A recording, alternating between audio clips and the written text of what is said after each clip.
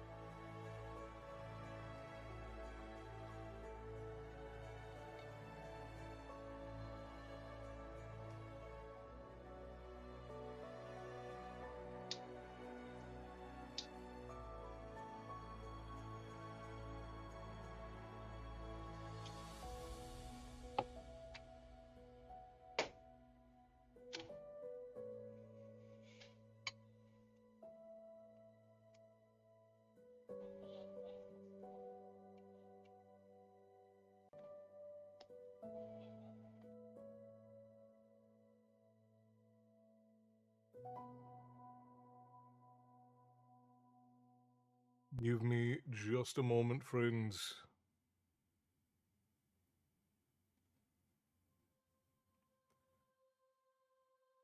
Alright, just a smidge of an issue.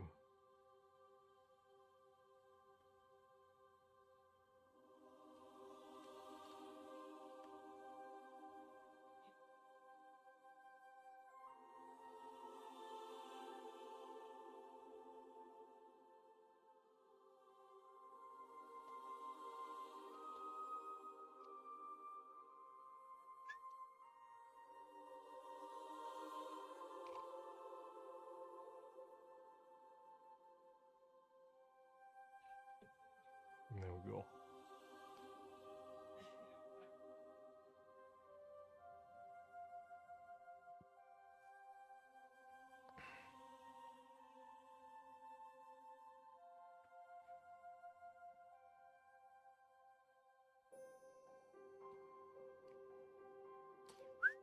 Okay, alright.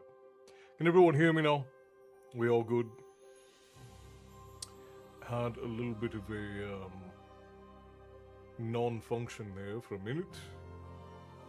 Ashley, hello, welcome in. I'm here just fixing my vacuum, alright? Tim, hello, welcome, friends. Good to see you all.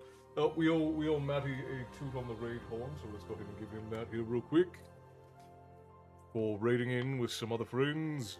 Bear, Frost, Teresa, Molly, Sue, Erin. And I think I got everyone, yes. And then we have Marissa, Ashley, and Tim over on TikTok. Looks like I've acknowledged everyone. Let's give Matty his toot on the raid horn. Here we go.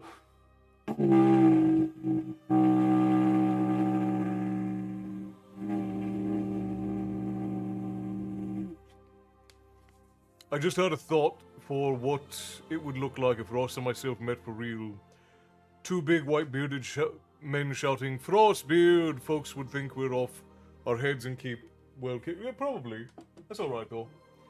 We only need each other, that's all. Also, I got your message, Castle, and I understand. I've just been looking through the cast for any characters that didn't serve the plot or bury subplots. No, you're not. You're absolutely not. I hope you don't mind that I'm taking the opportunity while you're going through all of this to help you learn the craft as well, Matty.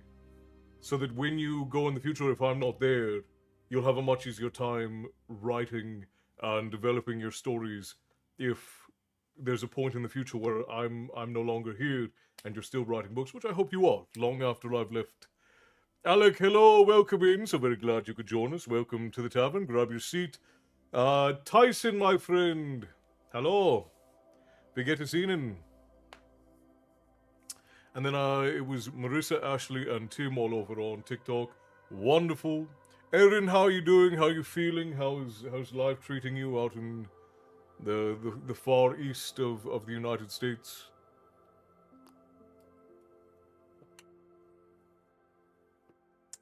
Alright friends, we are once again on Silverthorn tonight, and we are coming up on the end. Look at that. Tonight's chapter, I think, is actually a fairly long one. So we have Morelin.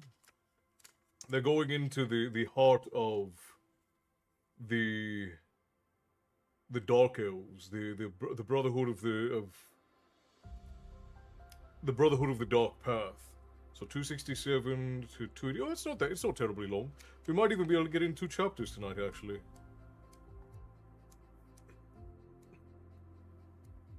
Oh, the Warlord chapter is very long, though. Yeah, that one's got some meat on it. You're good. Good, I'm glad to hear it. I understand and I don't mind. I have a lot of material to work with for a while, even if it's not with Berry. You certainly do have quite a bit of material to work with. Getting ready for DC to go to... Well, it's not necessarily a political aspect. You should always be prepared for the worst when there are big changes that come. It was almost unbearable in the shop today, even with all the fans going. I do not miss working in an auto shop when it is hot, Tyson. It is the worst. You have all of the oil and fumes in the air, and it just feels like the wind and the air stick to you. It's just, it's rough. I shall get the sadness out of the way. My last genetic uncle passed away the wee hours of yesterday morning. My uncle Kevin, my mom's elder brother, king of the kids and a great man, will be sorely missed. My mom is the last of her generation. That is terribly sad, and we will have to sing a song in his honor, Bear. But for now, everybody, is your Uncle Kevin, Bear, is that correct?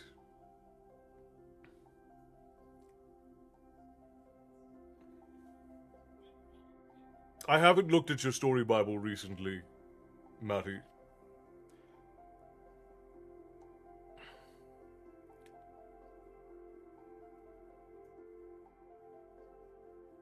Oh, that's even worse, Erin. That's terrible. Is your cousin? It's your Uncle Kevin, yes, Bear? That's who passed away. Did I read that correctly? I cleaned my vacuum out fully today, and I took an hour, so it's finally dry, and so I'm putting it back together. Oh, I see. That is a necessary thing. Kevin Morrison, a toot on the horn would be great. All right. Well, first, let's raise our drinking horns to one Kevin Morrison, uncle to the bear, and, as he said, king of the kids. we raise a glass to his honor and memory. May he live on forever in our songs and in our minds and in our hearts. And may every time we drink or gather to eat, his name resonate with all of us who remember him by this day. Sláinte, my friends.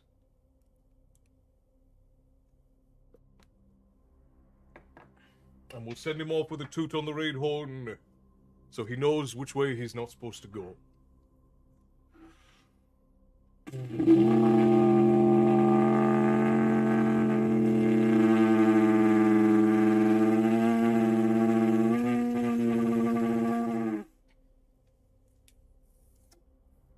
Cheers, Kevin.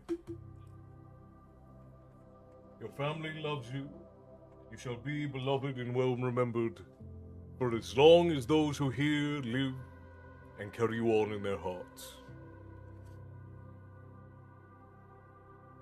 I've taken your advice on the gods. I've split anything too specific as a demigod, anything broad and essential are still gods. It's the best. And you don't even need to really feel, Matty, you don't really need to feel pressured to create even demigods for everything. I know it's fun to do and it feels necessary, but you're still going to be adding a lot of bloat to a story, and the more you have to explain, the harder it is to explain. So, yes, Wesley, the bear, his uncle passed away last night. His mother's brother, leaving his mother as being the last of her generation. A sad thing, but we remember them with honor, and we carry on their songs in our hearts and our minds until we ourselves are no longer here. Of course, Bear. I appreciate you for all you do for the tavern community and keeping it always bright and bringing in the levity. It is never a sad thing when we lose ones we love, even though we are sad. Because death is the goal of all life. We all eventually die. And it is all right to miss those who have gone before us, and it is okay to mourn their loss. But it is never poignant to be sad at the loss and passing of one we love, for we should celebrate the life that they lived, for every day they were with us was a blessing.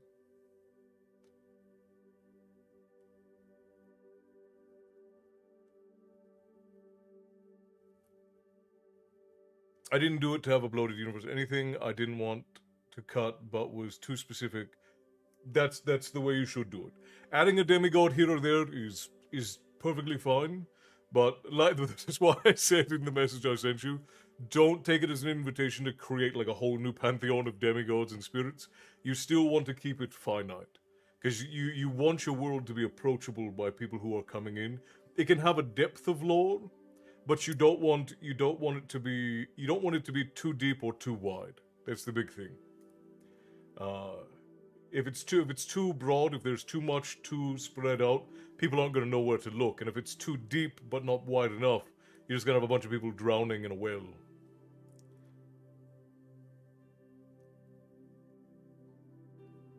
Aye, absolutely, Bear. Bear says, I am sad that I will never get to spend more time with him, but I carry some of my best memories because of him, and that is how it ought to be. You carry those memories of those who have passed with you because their life was significant, it meant something. And now that they are gone, it's your job to remember them. That is the burden you carry as being a family member who is survived by others.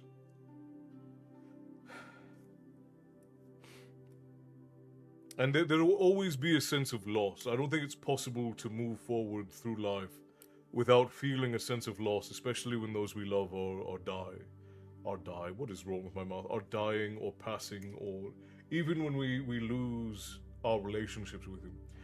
Mourning the loss is natural because there's an empty space that was once full. And if there's one thing we know about human beings is that we don't like having empty spaces. We like to fill everything up. We like to fill our houses. We like to fill our everything. Everything has to be filled a little bit. but the joy there is that you get to carry on his memory. You get to pass it on to the next generation, and you get to carry it with you for as long as you're alive, and that's a happy thing. So there are very few happy things that aren't at least tinted with sadness, in my experience anyways.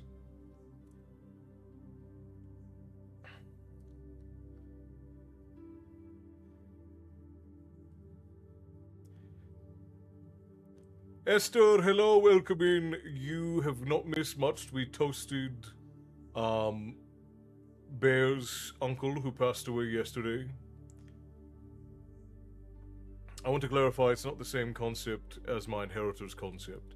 What I did was say in my story Bible is most of the demigods aren't known to history. Yeah, see, that's alright. You can have mysteries. You can have stuff that you know that you don't necessarily have to tell to others, you know? Glad to catch Johnny before leaving the library. And I hope you're taking care of yourself, Wesley. I know you said that you don't have internet at home right now, so with whatever you've got going on, I hope you're taking care of yourself. He was simply a brilliant uncle and a great dad and an awesome grandfather. There are so few of those these days. We have so few great parents that ought to be celebrated. I think that that's brilliant and beautiful. I'm using some Old Norse words in my book, but I tell the reader what it is in English. You can also use context to explain things. When you use a word, I find that it's more natural for the reader if you allow the context to explain the word. I stay at the library until their Wi-Fi turns out. As I said, I just hope you're taking care of yourself, Wesley, wherever you are, wherever you're spending time. Also, my condolences again. My brain is in ADHD, but that's all right, Maddie. Don't worry about it. I hope when I go, everyone shares a memory, some songs, and tries to have a good time if it helps them process. Well, if you stay with the tavern, then it's very likely to happen. Because that's how we celebrate everything. We celebrate births, we celebrate marriages, we celebrate the comings and goings of people with song, and we remember them all as broadly and as happily as we can. Unless you were a bastard. So, I will likely be remembered as a bastard. So we'll spit on my grave instead of singing over it. I'm just kidding. I'm just kidding. I do hope that there are songs that are sung over my grave as well. Word, I use word. What do you mean, Jaeger? Someone may be here. Someone may be here, but we won't. Right. I hope that the tavern lives on. I hope that the tavern lives on for a great, great many years, and if not many generations, carried on by another group of storytellers filled with a vibrance and vitality that just simply refuses to be knocked down. I know, Bear, I know. My god's names are more unified in the surfaces, Anna for queen and Aro for king. So that's good. So uniformity works wonders for building lore. Someone may spit on it, here we won't. I appreciate you, Milo. Castle, Elsie and I, we will sing and read stories to you, Castle. It's deeply appreciated. Alright, friends, I think I've given everyone sufficient time to trickle in. What do you say we get started? Story time. Bear, pick out a song for me so that we can sing to your uncle's honor on the brick.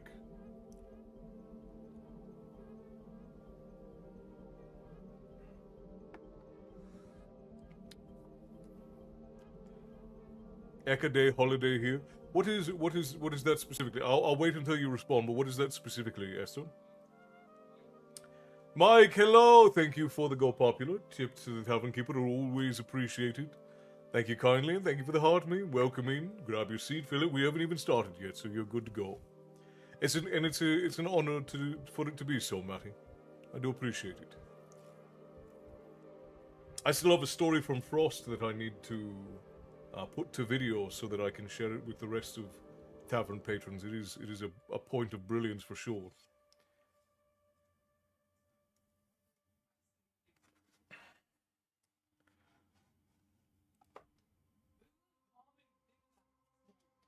So we are on chapter 16, Motor Lane.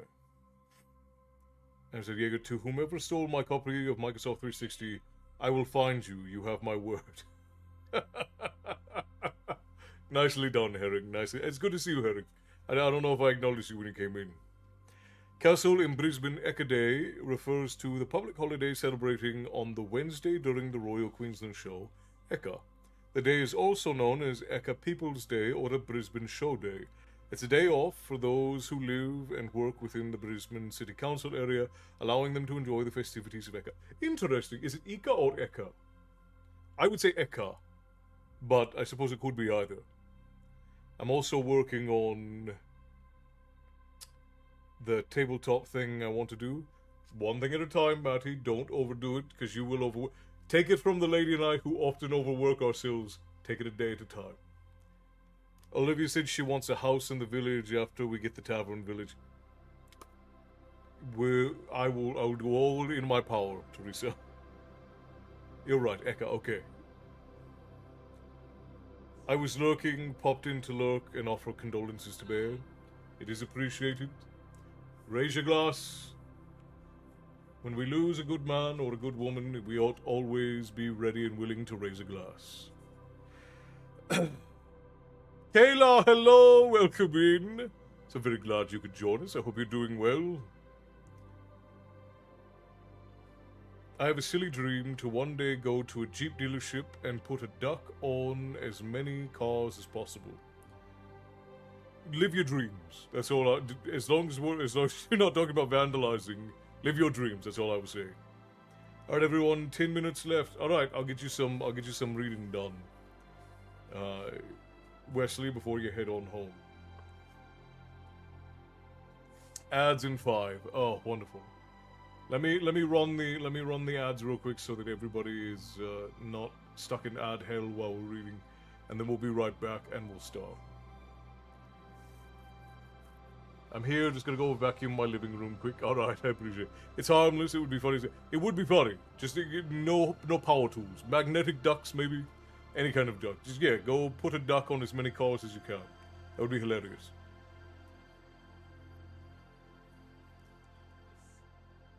Amazon has the ducks, do they? I'm definitely trying, as I said to Una, I'm eager but not impatient. And that's what you have to be, like when you are creating things. You absolutely have to be patient. You need to have a flavor, you need to have a zest for the thing that you do, but you have to be patient, you have to be willing to give it the time and respect so that it's being created properly. You have to love the things you make as though they're your family and your children, because that is exactly what is required to make something good. Not loving the new background, brother, but I know I'm missing something. What you talking about? This here, the tavern background? I'll burn a candle for him tonight. Bear my condolences. Viking King Tim says condolences, and he'll light a candle for him tonight, Bear. This brighter one I have up for the lady. I don't know if I have the other one in here though. Let me see. Maybe. Nope, it's the same one. Hang on. Let me see if I still have the other one. Because I have two of them. And I don't know if...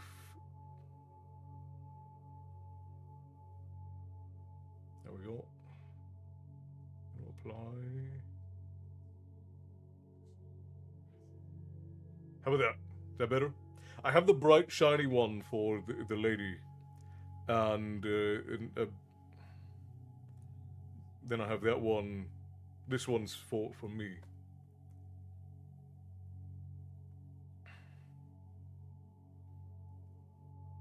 The lady is working on new ones. These ones are just in interim. I feel like Pooh Bear was looking for his honey. It could have been. Could have been. That's fair enough. Amazon even has glow-in-the-dark ducks. That's interesting. How big of a duck are we looking for? Also, what platform is the person on who wants to put ducks? That is Kayla over on TikTok, Milu.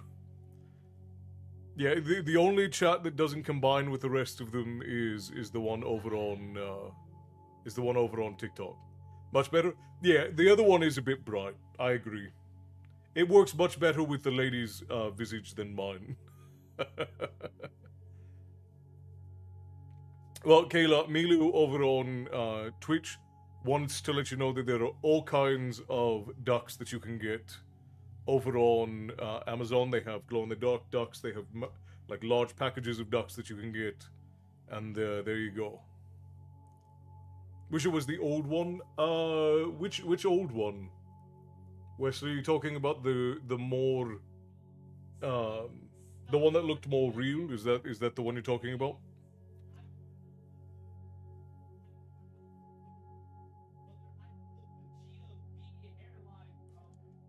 But Facebook and YouTube won't have them tomorrow, so that's good. Yeah, I don't particularly care for. It looks like they're done. I don't like the ads either, but if we don't run them, then TikTok will run. Not TikTok. Twitch will run them just whenever they care about. Oh yes, I know. Hoping someone will send me some so I can do my dream. Well, the lady is working on new ones. These ones are interim while she's working on those. This one, I didn't even, this isn't even mine. This was just something we found online. Yeah, we're gonna get the reading done right now. I know a fallen angel that makes ducks. My autocorrect makes a lot of ducks. That's very funny. Heading. Alright, friends, let us begin story time. We are on chapter 16 of Silverthorn by Raymond E. Feist. Moralin. Mist blew through the canyon. Arutha signaled a halt. Jimmy peered downward through the blowing moisture. A waterfall thundered beside the trail. What was this? Bear, thank you for gifting Teresa a subscription over on Twitch. Deeply appreciated. Tips of the Tavern Keeper, always appreciated. And I appreciate the support, Esther. Thank you kindly. Everyone talks about TikToks like it's the redheaded stepbrother. I've never watched you elsewhere. We used to have a very large group that watched on TikTok, and then TikTok started deboosting everything we put out. There was a point where there was hundreds of people who watched on TikTok, and tens of thousands of people who saw the videos, and after a certain point, they just stopped showing them to people. So I don't know. We still do the same stuff, but it's just not good enough for the algorithm anymore. But I still stream to TikTok because that's where a lot of our original audience came from. A waterfall thundered beside the trail. That was their route toward Moralane. Now, they were properly in the Great Northern Mountains, in that area between the Elven Forest and the Northlands. Moralane lay higher in the mountains in a rocky, barren place just below the crest. They waited while Martin scouted the pass ahead. Since leaving their elven guides, they had become a military mission in an enemy-held land. They could trust Arutha's talisman to hide them from Mermandamus' scrying magic, but that he knew would soon come. But that he knew they would soon come to Moralane was beyond question.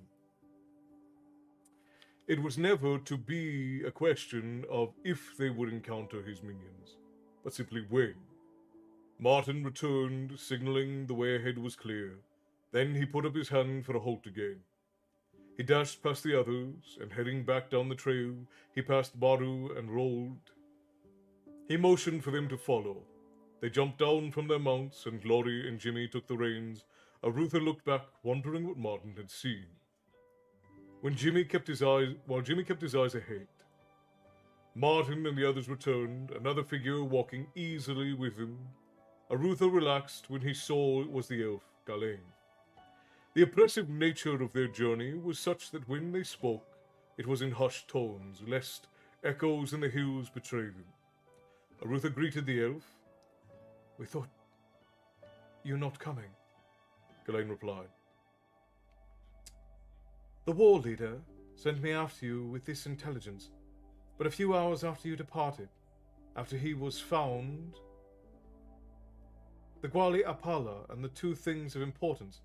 First, a beast of some ferocious nature, unclear from the Gwali's description, inhabits the area near the lake. Tomas pleads caution. Second, there is another entrance to Mora Lane. He felt it of sufficient import to dispatch me after. Ghislaine smiled. Besides, I thought I might prove useful to see if you were being followed. Were we? Ghislaine nodded. 2 Mortrail scouts cut your trail less than a mile north of our forest. They were marking your way. One surely would have run ahead to warn when you got close to Mora Lane.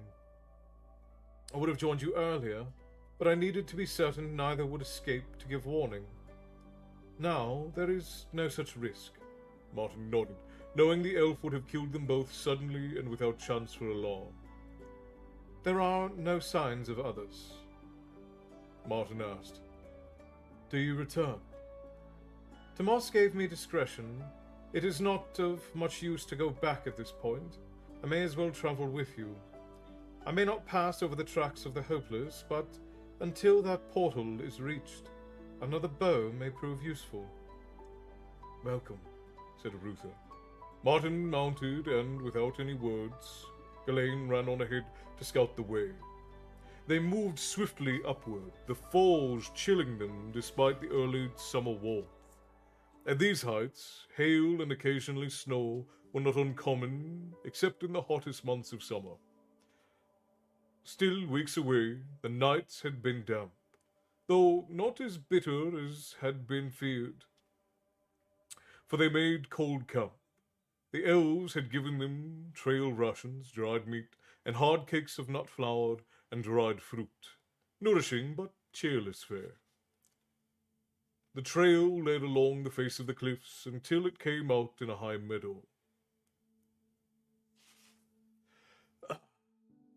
For whenever the timer shuts off Wi-Fi in a moment, I'll see everyone when I do. Miss being here for full streams, but maybe when I get internet back. When you make it back, Wesley, the tavern will have a seat for you, my friend.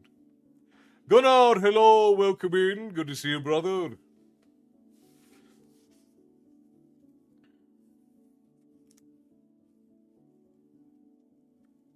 Matty, I do try to look in whenever you're live. I don't always drop in to chat, but if I'm sitting here working or my computer is on, I try to have you up so that there's support there for what you're doing. And I know the lady does as well.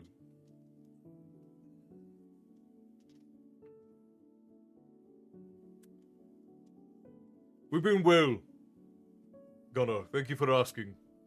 The lady and I have been busy little bees working our days away, and we're quite glad of it. We're excited that we're finally getting to work on projects, though we're so far behind that we feel like we're not getting much done, but we are very happy to be heading in that direction again. Mike, thank you for all the Go Populous, my friend. The tips to the Tavern Keeper, always appreciated. That is 1, 2, 3, 4, 5, 6. Thank you kindly. Generosity is deeply appreciated. Busy hands are a blessing recently, I have found, and you'll find for the rest of your life, brother. Busy hands are always a blessing.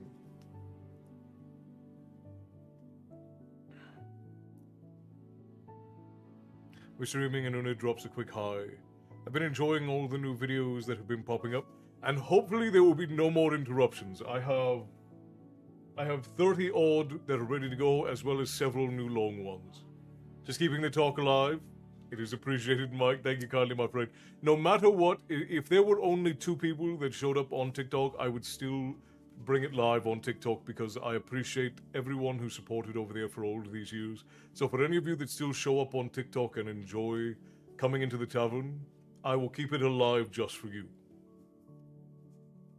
My hands never stop until bedtime. That's how it is for the lady and I as well, Esther. And I tell people this all the time, we are built to have intellectual and physical pursuits. So the more you challenge your brain and your body, the better off you'll be. Because it's what you're built to do. That's what you're born to do. Uh, Mike, thank you for the rose too, brother. I appreciate that. I enjoyed the Dragon video today. I have another one that I haven't put out yet, but 2025 they found another skull in Romania, and it's looking like these giant flying reptiles, these pterosaurs, were very common in Romania and around Transylvania. And when you think about the number of dragon and vampire myths that come from Transylvania, you start to wonder, were some of these creatures walking around when the ancient peoples were walking around too? It's entirely possible. I think that it's very likely that dinosaur is just a modern name for what older cultures called dragons. That's all right, Ashley. You got a vacuum. You can't not do that. To say my body is challenged is a statement. Castle, I find your discussions to be both interesting and informative. No higher compliment could be paid. Esther, I appreciate you for that. Molly, welcome back. Yeah, and I don't think that takes away from anything. Like, I think that acknowledging that dinosaurs and dragons are the same things, I don't think that there's anything wrong with that. And I know that there are a lot of sciencey people who would get very upset about it, but if you think about the way that some land dragons are depicted in old Roman and Greek art, they look like what we depict dinosaurs as today. So I think that there is a very real possibility that there are some surviving dinosaurs, like there's even in the saga of Ragnar, right? There was a whole story about him fighting a giant serpent. That very well could have been a crocodile or an alligator. It could have been a large snake that had gone out of its normal thing. The chicken is a dragon. Some chickens act like dragons, that's to be sure. Tina Lee, hello and welcome in. Thank you for the Deenies. Tips to the Tavern Keeper, always appreciated. For as long as it took me to clean that thing and put it back together, I might as well do some vacuuming. Fair enough. Fair enough. All I know is that chickens are raptors. Right. The new movie is out, Train Your Dragon. That's right, they did do the live action of How to Train Your Dragon, didn't they? Also, I'll let you know when people can finally sub to me. That way I can give you a gift sub, Castle. Thank you, Matty. I appreciate it. If I'm able, I'll just come and I'll sub in any case. There's a funny image, right? Right. All right. Let's get back to stories, friends. I don't want to waffle too much tonight. I know I at the very least I owe Bear a full chapter this evening.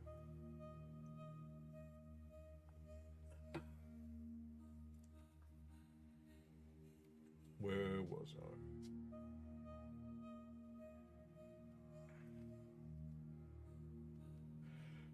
The trail led along the face of the cliffs until it came out in a high meadow overlooking the valley.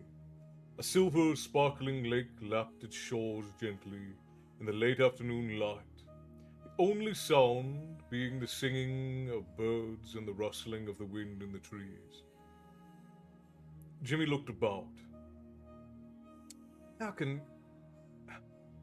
their day be so nice when we move toward nothing but trouble? Rold said. One thing about soldiering. If you're going to risk dying, there's no sense doing it wet, cold and hungry, unless absolutely necessary. Enjoy the sunshine, lad. It's a gift. They watered their horses. After a welcome rest, they continued onward. The path Callum had spoken about, north of the lake, was easily found, but steep and difficult to negotiate. As sunset approached, Galen returned with news of a promising cave with which they might safely build a small fire. It is curved twice, and the air moves upward through fissures, and that will carry smoke away. Martin, if we leave now, we might have time to hunt game near the lake's edge. Arutha said, Don't be overly long in the hunt. You'll signal your approach with that raven's honk you do so well, and you'll be greeted by some sword points. Martin nodded once, giving the reins of his horse to Jimmy, and he said, 2 hours after sunset at the latest. And he and Ghislaine were heading back down the trail toward the lake. Rold and Baru took point, and after 5 minutes' ride they found the cave Ghislaine had mentioned. It was flat, wide, and free of other occupants. Jimmy explored back and found it narrowed after 100 feet, so that unexpected visitors would have to come in through the mouth. Lottie and Baru gathered wood, and the first fire in days was built, though it was a small one. Jimmy and Arutha settled in, and the others waiting for Martin and Ghislaine.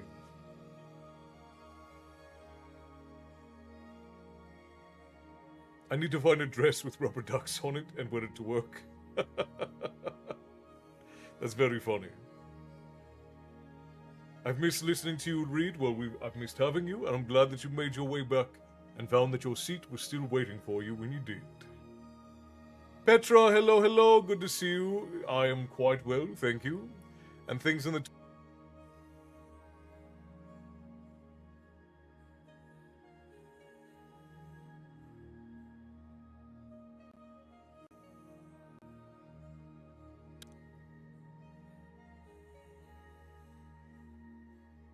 Yes, that was Kyla again with the ducky dress. No microphone. Music is still... So, mic is out? That's odd. Hang on. Mic is still showing on my end. Oh, it did freeze. It did indeed freeze. Uh-oh, let's hope we're not having this happen again.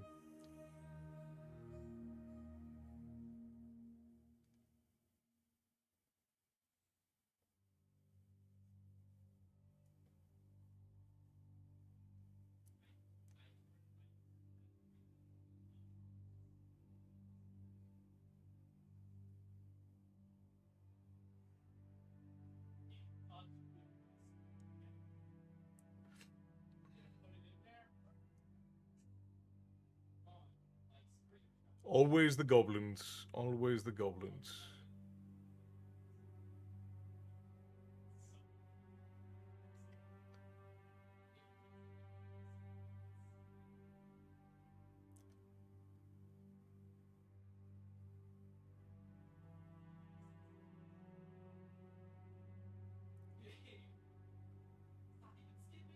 Okay. And now I'm all blown out again, so let me fix my face. Keep me pretty, if you don't mind. Mic is on. Okay, so over on TikTok we're fine. It was just being a bit of a bastard over on everything else. Wonderful. Of course, Marty. It is the job of we ancient storytellers to foster the next generation of storytellers. So I'm happy to do it. Looks like everything else is good. It must have just been a bit of a hiccup with NVIDIA, hopefully. Okay, everyone can see me now. I'm moving on, everybody. With that, I must tend to bedtime routines now. Good night, everyone. Good night, Marissa. Thank you for helping to tend bar tonight. I appreciate you. Have a wonderful evening. I did not see your question. Thank you for the support. I promise it's not me. Would you be okay looking around my draft for book 2 and my outline for book 3? Some things are being altered based off of... Yeah, send them over to me, Matty. Or just tell me what I need to look at. Back to normal now. Very good. Alright. Yes, we can see and hear you. Wonderful. But I picked my daughter up from work and she was like, is that its real voice? It is my real voice. I do Americanize a little bit so that my American audience can understand me, but yes, this is how I talk. I had somebody ask me if it was a voice filter, but It is not. Mario, King of the Goblins.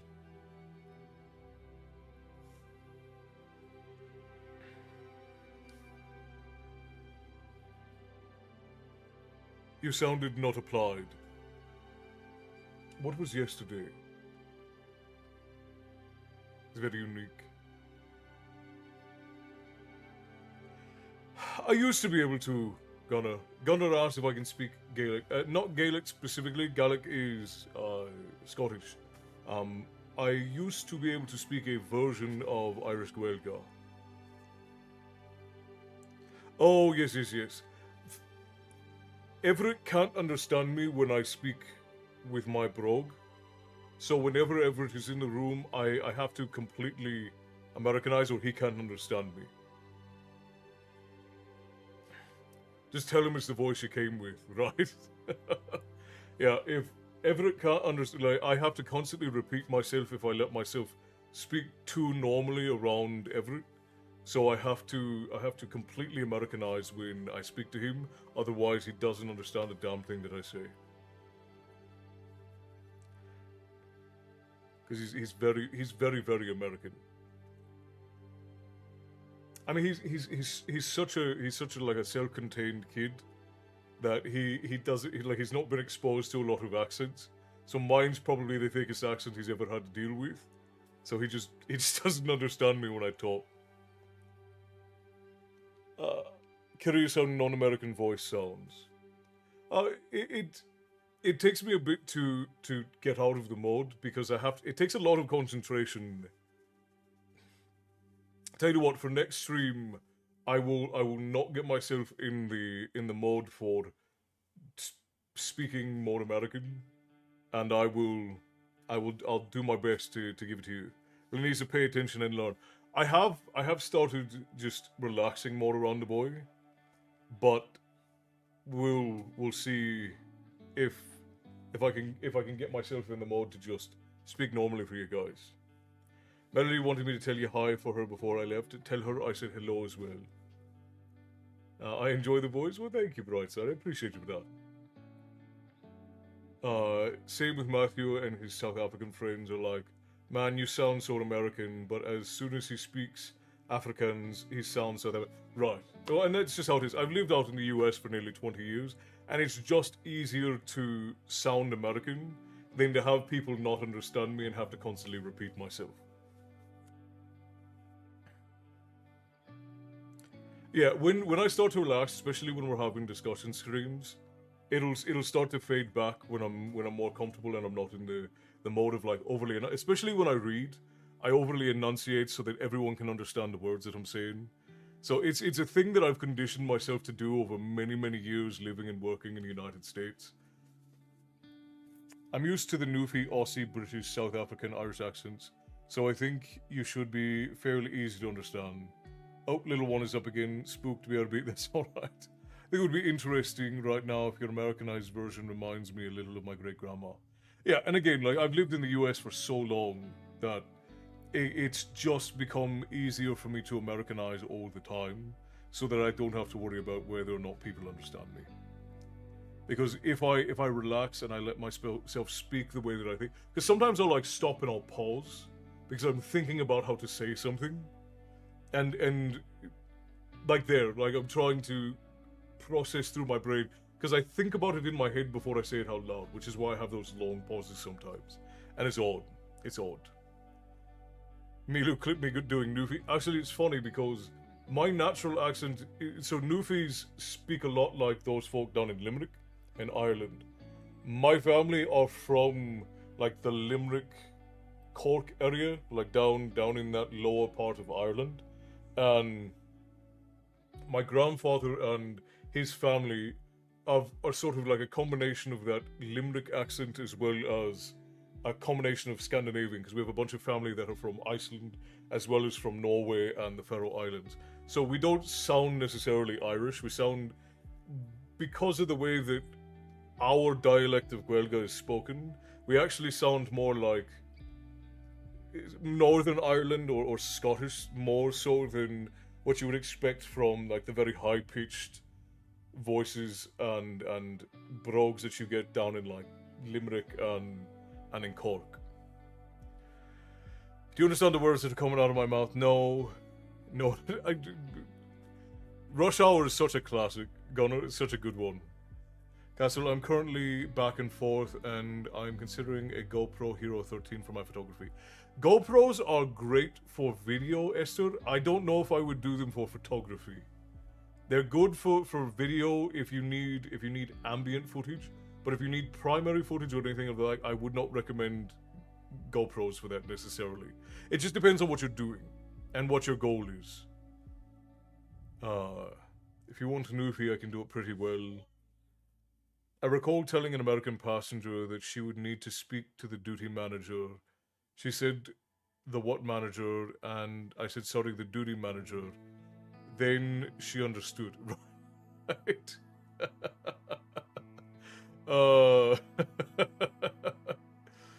I'm so glad someone got the reference.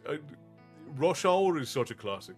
They would never make that film today, but Rush Hour is such a wonderful. It's like Fifth Element, right? Rush Hour, Fifth Element. These films would never get made today, but they're some of the best films that have ever been made. Duty, as in a T, not a D. Right. Most Americans will say. Actually, a lot of Americans and a lot of Canadians will say the T as more of a D if there's a Y after it. But it's duty, not duty. How long are we talking about, eh? I record video of LC on my morning runs and wildlife. Yeah, then a GoPro would be fine. A GoPro would be fine then. Aziz, light! Yeah, very good. Sage, hello, welcome in. I also learned having Destiny and Milu among my mods is a chaos. That's to be expected. I'm gonna get you all on another day. Sinomi, hello, hello! Welcome in. Matthew says he has to take English reverted back to Africans and then reverted back. That's basically what goes on in my head. Something similar to that. Black Knight, good evening, welcome in. I'm wonderful, how are you? Just stopped by to say hello to you. Well, I'm glad you did, Sonomi. I got off on a bit of a ramble there because I got a few questions from chat, but I'm very glad that you stopped in, and I hope you have a wonderful rest of your evening, and that whatever you do on the morrow, you find success and progress in all the things you attempt. I am a meat popsicle, right? And the ever-popular multipass, right? Big bada boom. You gotta remember all of the things. All of the things. I'm terrified when I get cash-ins. Milo and Feywitch might drown me. They try, that's for sure. Alright, let's get back to story. Where was I? Martin and Ghislaine lay in wait. They had constructed a natural-looking blind using brush gathered from other parts of the woods. They were certain they could observe any animal coming down the lake's edge without being seen. They had lain downwind from the lake, neither speaking, for half an hour when the sound of hooves upon the rocks sounded from below the cliff. Both nocked arrows, but otherwise remained silent. Into the meadow from the trail below rode a dozen horsemen dressed in black. Each wore a strange dragon helm seen at Sarth, and their heads moved constantly as if they looked for something or someone. Then behind them came Marat, his cheeks still showing the additional cut Arutha had given him on the road to Sarth. The black slayers reined in and watered their mounts, staying in the saddle. Marod seemed relaxed but alert. For silent 10 minutes they let the horses drink. When they were finished watering the horses, they moved out, turned up the trail after Arutha's band. When they were out of sight, Martin said, "They must have come in between Yabon and Stone Mountain to have avoided your forest. Tathar is correct in his assumption that They will move to Moira Lane to wait for us, Ghislaine said. Few things in life disturb me, Martin, but those black stairs are one. You're just now coming to that conclusion. You humans are given to overreaction upon occasion. Ghislaine looked to where the riders had gone. Martin said, They will overtake Arutha and the others shortly. If this Marad can track, then they will find the cave. Ghislaine stood. Let us hope the Hadati knows his trailcraft. If not, at least we will be tracking from the rear. Martin smiled a grim smile. That will certainly be of comfort to those in the cave. 13 against 5, and only one way in or out. Without further comment, they shouldered their bows and began to lope up the trail behind the Moradale. Riders, come! Shouted Baru.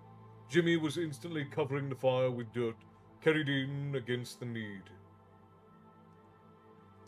The way the fire would die quickly without smoke, when Lottie touched Jimmy on the arm and motioned that he should come to the rear of the cave to help quiet the horses. Rold, Baru, and Arutha moved forward to where they could, they hoped, see out of the cave mouth without being seen. Evening looked murky dark after the bright fire, but soon their eyes adjusted.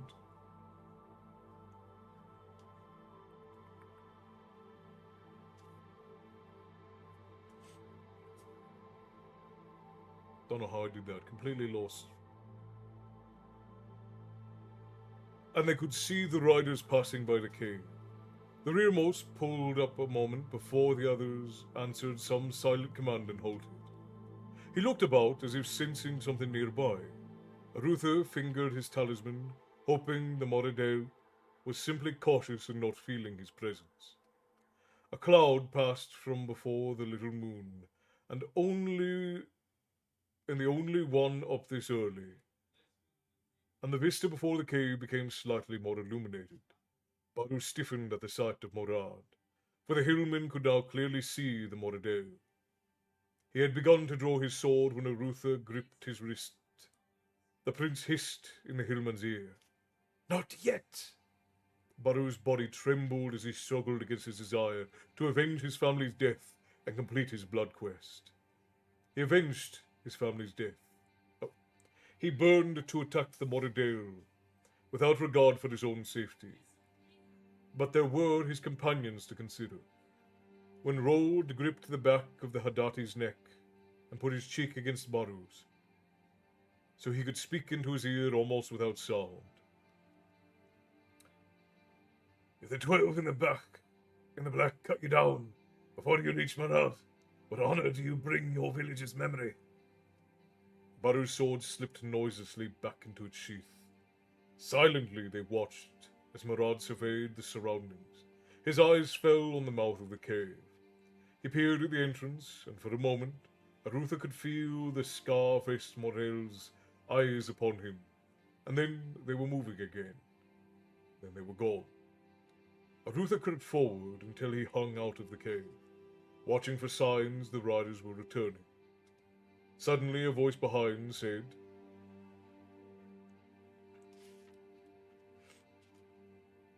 I thought a cave bear might run you all out of there. Arutha spun, his heart racing and his sword coming out of his scabbard, to find Martin and Ghislaine standing behind. He put his weapon up and said, I could have run you through. The others appeared and Ghislaine said, They should have investigated, but they seem determined to be somewhere in a hurry. So we might do well to follow. I'll keep them under watch and mark the trail. Arutha said, What if another bank of Dark Brothers comes along? Won't they find your trail markings? Only Martin will recognize my trail markings. No mountain Montreal can track like an elf. He shouldered his bow and began to run after the riders. As he vanished into the night's gloom, Lottie said, What if the Dark Brothers are forest dwellers. Ghislaine's voice came back out of the dark. I have almost as much to worry about as you will. After Ghislaine was out of earshot, Martin said, I wish he were only joking.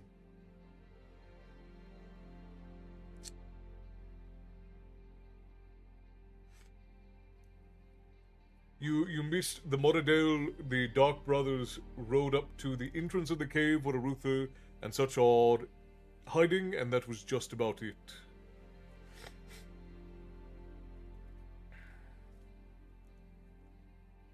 Baird Gibson, hello, my friend. This is Silverthorn by Raymond E. Feist. And we are actually near the end, but it is indeed an entrancing story. I will agree with you there.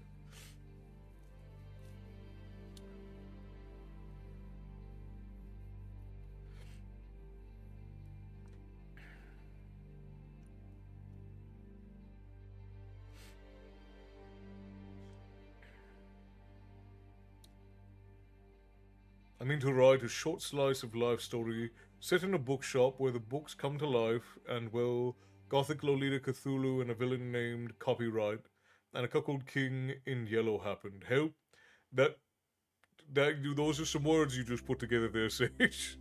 My bones and joints are awful today and my meds are barely touching the pain. I'm sorry, Milu, that's awful.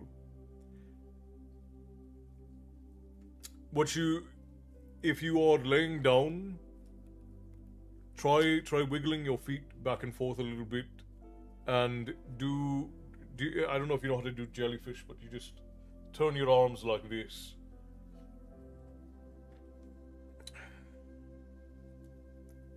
Ivar Grimson, hello, welcome in your EP. Well, this is a great place to fall asleep.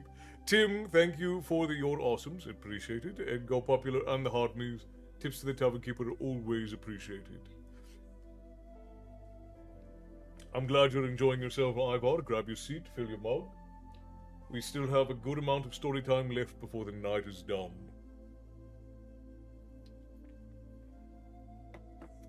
Thank you kindly, Mr. Gibson. It is deeply appreciated.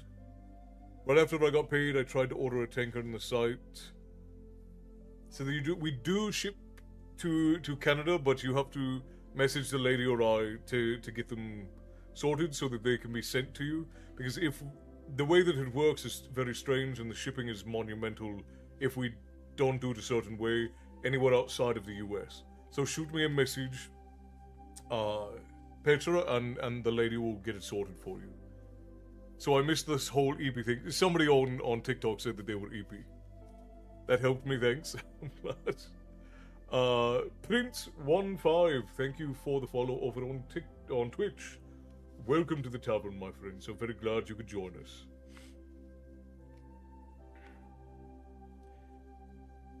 Game Strain, hello, my friend. I'm so glad you could join us. I'm wonderful. How are you? I hope you're enjoying your night. I do moves like that a lot. This one is a side effect of once a week of my chemo. Tomorrow I'll be back to normal like it never happened. I see. So it's a muscle through night then. Well, if it's any consolation, I know that you are indomitable and you will handle it swimmingly. I'll have to wait till I get paid again to buy one of your mugs. I've never seen them before, but I will buy one mug, my mugs. It's very kind of you. The lady and I get some tankards made. They're similar to this. It's not this one. The one that we sell is different, but they're similar. This is one that the lady had made for me by the same company that makes the ones that we sell on the tavern shop. We actually need to get more in stock, but what's on tap for tonight? Whatever you fancy. It's a magical tavern. Whatever you can find in your fridge is on the tap. Imagine having Tavern being the voice of Mimir in God of War. It would have been an honor, to be sure. Alright, where was I? Ghislaine ran back down the trail, motioning towards a stand of trees off to the left of the road. They hurried to the trees and dismounted. They led the mounts down to a draw as deep into the woods as possible. Ghislaine whispered. A patrol comes. He, Martin, and Arutha hurried back to the edge of the trees, where they could spy anyone on the train. A few minutes passed with agonizing slowness. Then a dozen riders came down the mountain road, a mixed band of Moradale and men, the Moradale wearing cloaks and were clearly forest dwellers from the south. They rode past without pause, and when they were out of sight, Martin said, Renegades, now flock to Mermandamus's banner. He almost spit as he said, There are a few I'd gladly kill, but humans who would serve the Moradale for gold are among them. As they returned to the others, Ghislaine said to Arutha, There is a camp athwart the road a mile above here. They are clever, for it is a difficult passage around the camp, and we would need to leave your horses here. It is that or ride through the camp. How far is it to the lake? Asked the prince. Only a few miles, but once past the camp we rise above the tree line, and there is little cover, save down amongst the rocks. It will be a slow passage, and better done at night. There are bound to be scouts around, and many guards on the road to the bridge. What about the second entrance the Gwali told of? If we understood rightly, by descending down into the tracks of the hopeless, you'll find a cave or fissure that will lead through the rock up to the surface of the plateau near the lake. Arutha considered. Let us leave our mounts here, Laurie said with a faint smile. Might as well tether the horses to the trees. If we die, we won't need them. Rold said, My old captain used to get downright short with soldiers who harped on death before a battle. Enough, said Arutha. He took a step away, then turned. I've been worrying this over and over. I've come this far and I'll continue. But you may leave now if you wish. I'll not object. He looked at Laurie and Jimmy, and then Baru and Rold. He was answered by silence. Arutha looked from face to face, then nodded brusquely. Very well. Tie up the horses and lighten your packs. We walk. The Moradale watched the trail below, well lit by large and little and middle moons, as well as little moon rose. He perched atop an outcropping of rock, nestled behind a boulder. He was positioned so he could be unobserved by any coming up the trail.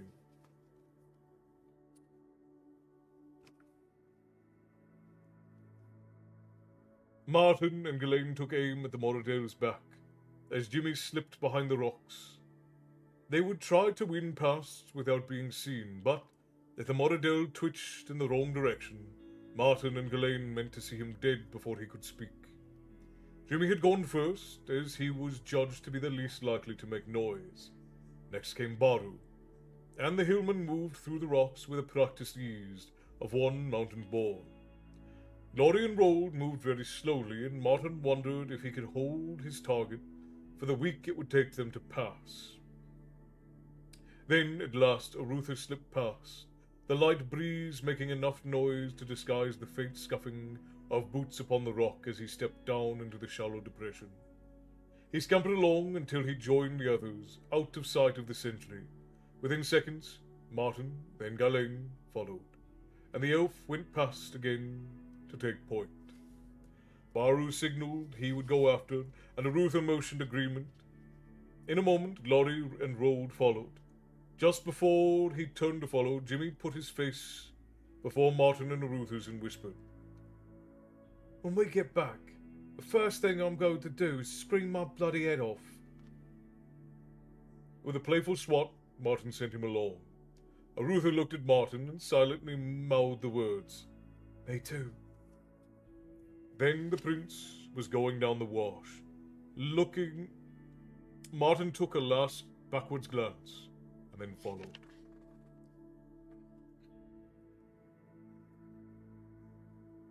For those of you who don't know, Castle also has a book, Norse Gaelic Festivals by Dady Castle. It is a well worth a look and highly recommended. by the bear of the tavern. The stuff I come up with, I swear I need to clean. I'm clean, only mildly insane. Can always promise a good time though, and a few laughs, right, bear? Yes, indeed. Uh, yes. We, many ages ago, when I used to make a lot more videos about my family's traditions. We don't do it so much anymore because we had some drama with people who tried to find and harass my family members.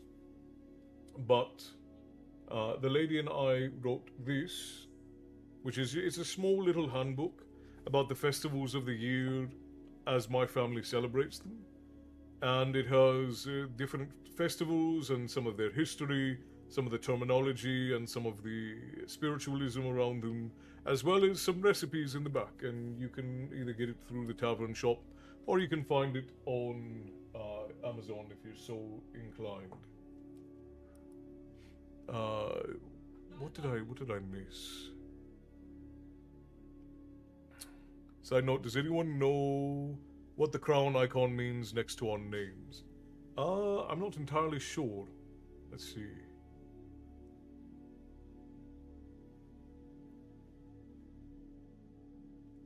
Oh, those are fan badges. That means that you interact with the content on the tavern quite a bit. Bear. If you interact with the live streams or with any of the things that we make, the crowns rank you based on the time you spend, the amount of comments that you make, the number of videos that you like. This gets automatically assigned by YouTube. I forgot to get a hoodie next week.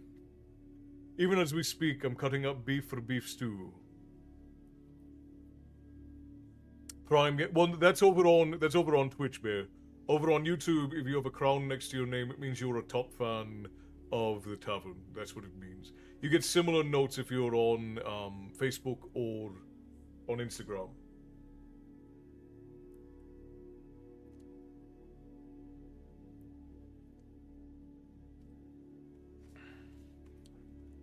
Thank you, Ashley. I appreciate you. Tim, thank you for the heart and for the Deenies. You guys are being far too generous tonight. I appreciate you all. Currently about to make mashed with garlic parm and asparagus and a decent steak. Sounds delicious. Gunnar, sounds delicious.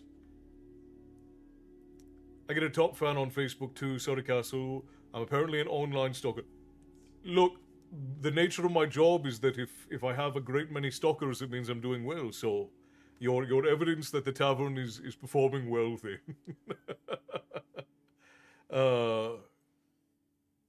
Yes, you do. The Make Matty Hungry cult strikes again.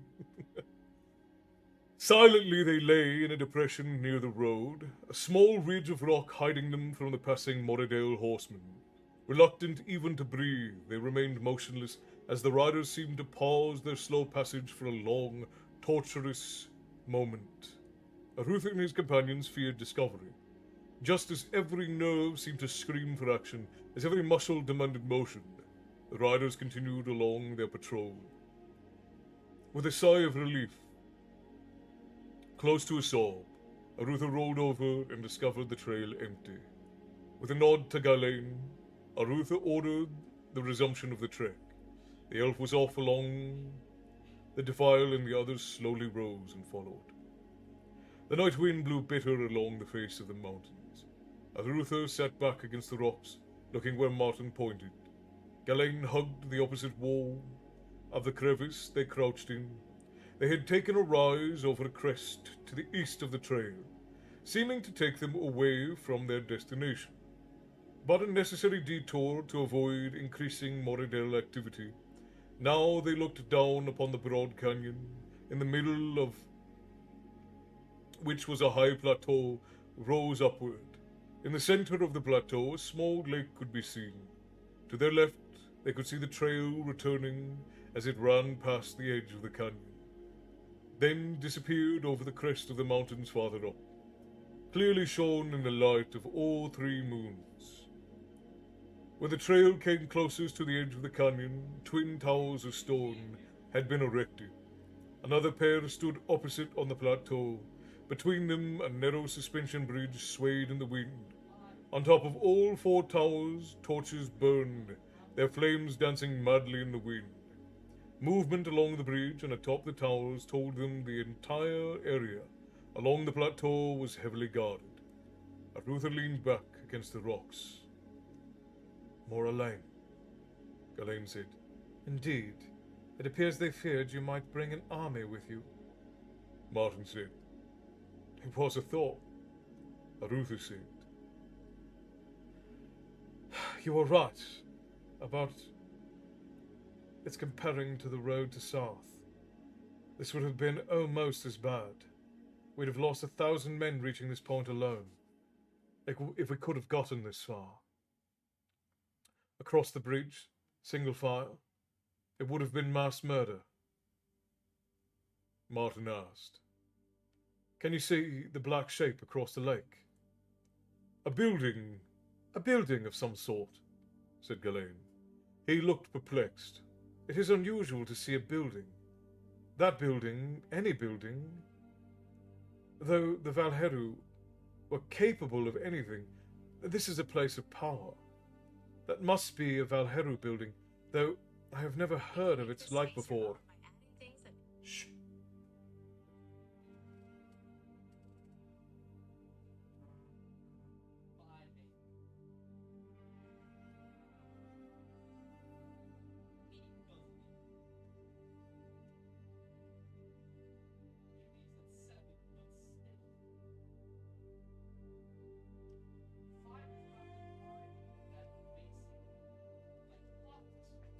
I'm hoping to have at least 3 books ready at the end of the year.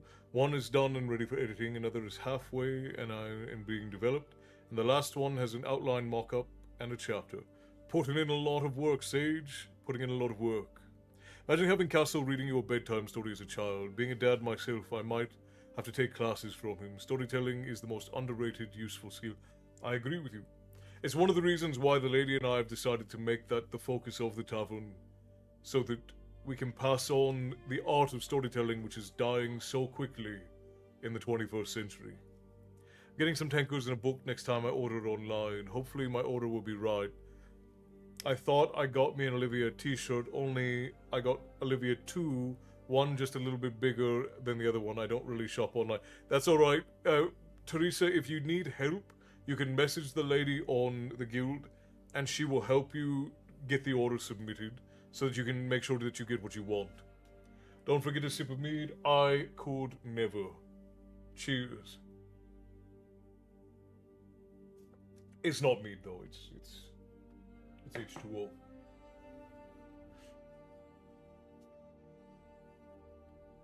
You flatter me deeply, Matty. I'm glad that you.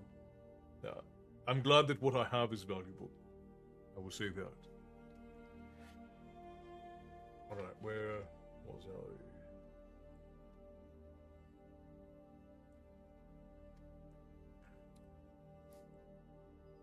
"Where shall I find Silverthorn?"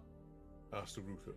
Elaine said, "Most of the stories say it needs water, so it grows on the edge of the lake.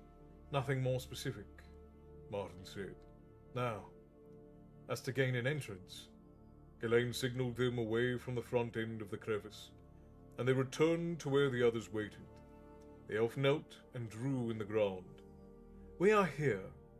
The bridge, here. Somewhere down at the base of a small cave is a small cave or large fissure. Large enough for a gwali to run through, so I'd guess it would be big enough for you to crawl through. It might be a chimney in the rock you can climb up, or it might be connected to caves.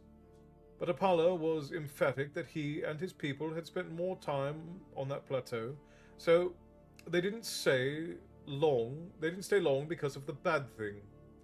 But he remembered enough to convince Tomas and Cullen he wasn't confused about being there. I've spotted a broken facing on the other side of the canyon, so we'll work along the past bridge's entrance until we have that black building between myself and the bridge. You'll find what appears to be the start of the way down there. Even if you can only get a short way down, you can lower yourself with ropes. Then I'll pull them up and hide them. Jimmy said, That'll be real handy. Oh, that's not Jimmy's voice. That'll be handy. When we want to climb back up. Ghislaine said, At sundown tomorrow I'll lower the ropes again. I'll leave them down until just before sunrise. Then I'll pull them up again. I'll lower them again the next night, and I think I can stay hidden in the crack below the broken facing. I may have to scamper into brush, but I'll stay free of any Moradel who are looking about. He didn't sound too convinced. If you need ropes sooner than that, he added with a smile, simply shout. Martin looked at Arutha. As long as they don't know we're here, we have a chance. They still look to the south, thinking us somewhere between Elvendar and here. As long as we don't give ourselves away, Arutha said. It's as good a plan as I can come up with. Let's go. Quickly, for they needed to be down in the canyon before sunrise. They moved among the rocks, seeking to reach the far outside of the canyon rim. Jimmy hugged the face of the plateau, hiding in the shadow below the bridge. The rim of the canyon was some 150 feet above them, but there was still a chance of being seen. A narrow black crack in the face of the plateau presented itself. Jimmy turned his head to Laurie and whispered, Of course. It has to be right under the bridge. Let us just hope that they don't bother to look down. Word was passed back and Jimmy entered the fissure. It was a tight squeeze, for only 10 feet, then opened into a cave. Turning back towards the others, he said, Pass a torch. And Flint through. As he took them, he heard a movement behind him. He hissed a warning and spun, his dirk almost flying into his hand. The faint light coming from behind him was more of a hindrance than a help, for it caused most of the cave to be an inky black to his eyes. Jimmy closed his eyes, relying on his other senses. He backed up and toward the crack, saying a silent prayer to the god of thieves. From ahead, he heard a scrabbling sound like claws on rocks. He heard a slow, heavy breathing, and then he remembered the Gwali talking of a bad thing that ate one of his tribe. Darth Ed, I know you came in earlier, my friend. I don't know if I acknowledged you, but hello and welcome. I'm glad that you are here.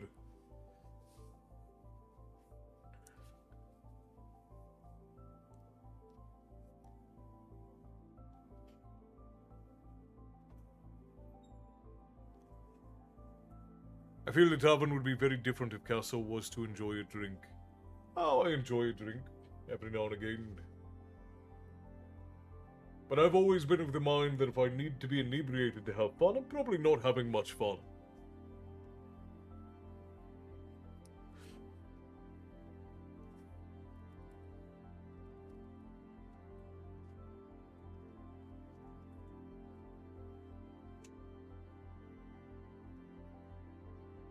Again came the noise, this time much closer, and Jimmy wished fervently for a light. He moved to the right as he heard Laurie speak his name in a questioning tone. The boy hissed, There's some kind of animal in here. Jimmy could hear Laurie say something to the others, and the scramble as the singer moved back, away from the cave entrance. Faintly, he could hear someone, perhaps Roll, saying, Martin's coming. Holding on to the knife with a fierce intensity, Jimmy thought to himself, Yes, if it comes to fighting animals, I'd send in Martin too. He expected the large Duke of Cryde to leap in beside him at any moment and wondered what was taking so long. Then there was a sudden movement toward the boy, and he leapt back and up, instinctively almost climbing the rock face. Something struck his lower leg. He could hear the snapping of jaws. Jimmy turned in midair and, using his native abilities, tucked and rolled with the fall, coming down on something that wasn't rock. Without hesitation, Jimmy lashed out with his dirk, feeling the point dig into something. He continued to roll off the back of the creature, while a reptilian hiss and snarl filled the cave. The boy twisted as he came to his feet, pulling the dirk free. The creature spun, moving quickly, almost as quickly as Jimmy, who leaped away from the creature blindly and struck its head again with a low-hanging outcropping of rock. Struck his head against the low-hanging outcropping of rock. Stunned, Jimmy fell hard against the wall as the creature launched itself again missing by only a little. Jimmy, half-stunned, reached out with his left hand and found his arm wrapped around the thing's neck, like a legendary man riding a tiger. Jimmy couldn't release his hold, for the creature could not reach him as long as he held fast. Jimmy sat, letting the animal drag him around the cave while he stabbed repeatedly at its leathery hide, and with little leverage his blows were mostly ineffective. The creature thrashed about and Jimmy was battered against the rock walls and scraped as he dragged about the cave. Jimmy felt panic rising inside, for the animal seemed to be gaining in fury, and his arm felt as if it would be torn from his shoulder. Tears of fear ran down the boy's cheeks as he hammered the creature in terror. "Martin!" he half shouted, half gulped. "Where is he?" Jimmy felt the sudden certainty that he was at last at the end of his vaunted luck. For the first time he could remember, he felt helpless. For there was nothing he could do to extricate himself from this situation. He felt himself go sick to his stomach and numb all over, and dread certainty. Felt fear for his life. Not the exhilarating thrill of danger during the chase across the thieves' highway, but a horrible, numbing sleepiness, that if he wished to curl up in the ball and end it all. The creature leapt about, banging Jimmy against the wall repeatedly, and suddenly was still. Jimmy continued to stab at it for a moment, and then a voice said, "It's dead." The still woozy thief opened his eyes and saw Martin standing over him. Baru and Rold stood behind, and the mercenary with a lit torch. Next to the boy lay a lizard-like creature, 7 feet in length, looking like nothing as much as an iguana with a crocodile's jaws. Martin's hunting knife through the back of its skull. Martin knelt before Jimmy. "You all right?" Jimmy scuttled away from the thing, still showing signs of panic. When it penetrated his fear-clouded senses that he was unhurt, the boy shook his head vigorously. "No, I'm not all right." He wiped away the tear stains on his face and said, "No, damn it all, I'm not." Then, with tears coming again, he said, "Damn it, I thought... Arutha came through the fissure last and took stock of the boy's condition. He moved next to the boy, who leaned tearfully against the rock. Gently placing his hand upon Jimmy's arm, he said, "It's over. You're all right." His voice betraying a mixture of anger and fear, Jimmy said, I thought it had me. Damn, I've never been so scared in my life." Martin said, "If you're going to be scared of something at long last, Jimmy, this beastie's a good choice. Look at the jaws on it." Jimmy shivered. Arutha said, "We all get scared, Jimmy. You finally found something to be truthfully fearful of." Jimmy nodded. "I hope it doesn't have a big brother about." Arutha said, "Did you sustain any wounds?" Jimmy took quick inventory. "Just bruises." He winced. "A lot of bruises," Baru said. "A rock serpent. Good-sized one. I did well killing it with that knife, Lord Martin." In the light, the creature looked respectable, but nothing near the horror Jimmy had imagined in the dark. "That's the bad thing?" Martin said. "Most likely. As bad as it looked to you, imagine what it looked like to a 3-foot-tall Gwali." He held up his torch as Lottie and Arutha entered. "Let's see what this place is like." They were near a narrow but high-ceilinged chamber.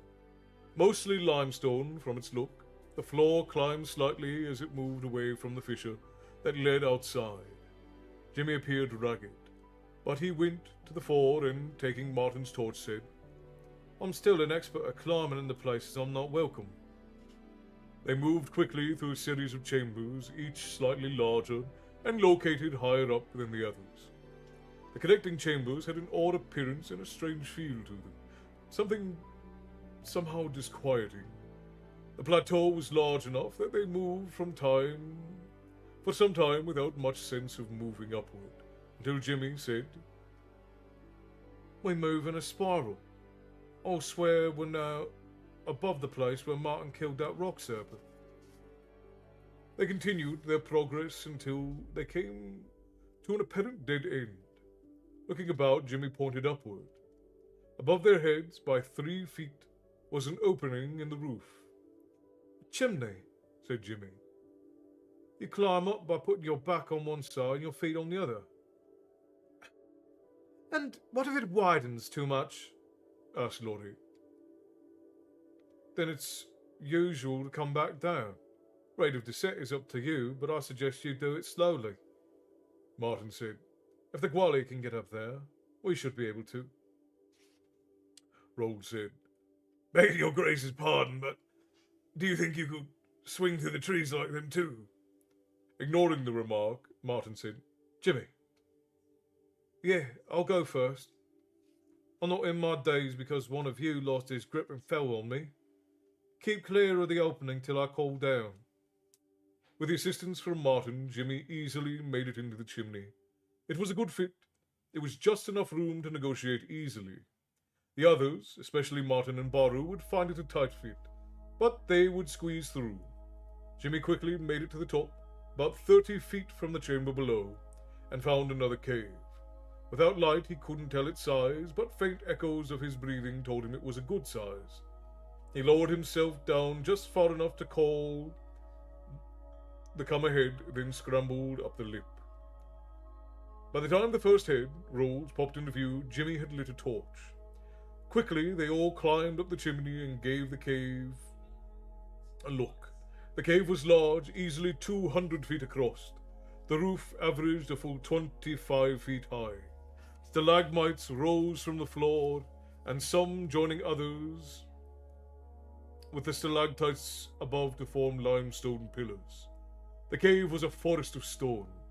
In the distance, several other caves and passages could be seen. Martin looked about. How high do you judge we've climbed, Jimmy? No more than 25 feet. Not yet halfway. Now which way? Asked Arutha. I reached level 24. I keep forgetting that they have the levels on TikTok. But thank you for the fire mug and for your awesomes. Yes, thank you for the gifts over on TikTok. Ashley, I appreciate you for that. Thank you kindly. Alright, I haven't... Ads in 30 seconds. Oh, I completely missed that. I apologize, Frost. Hopefully nobody missed too much while I was still rambling.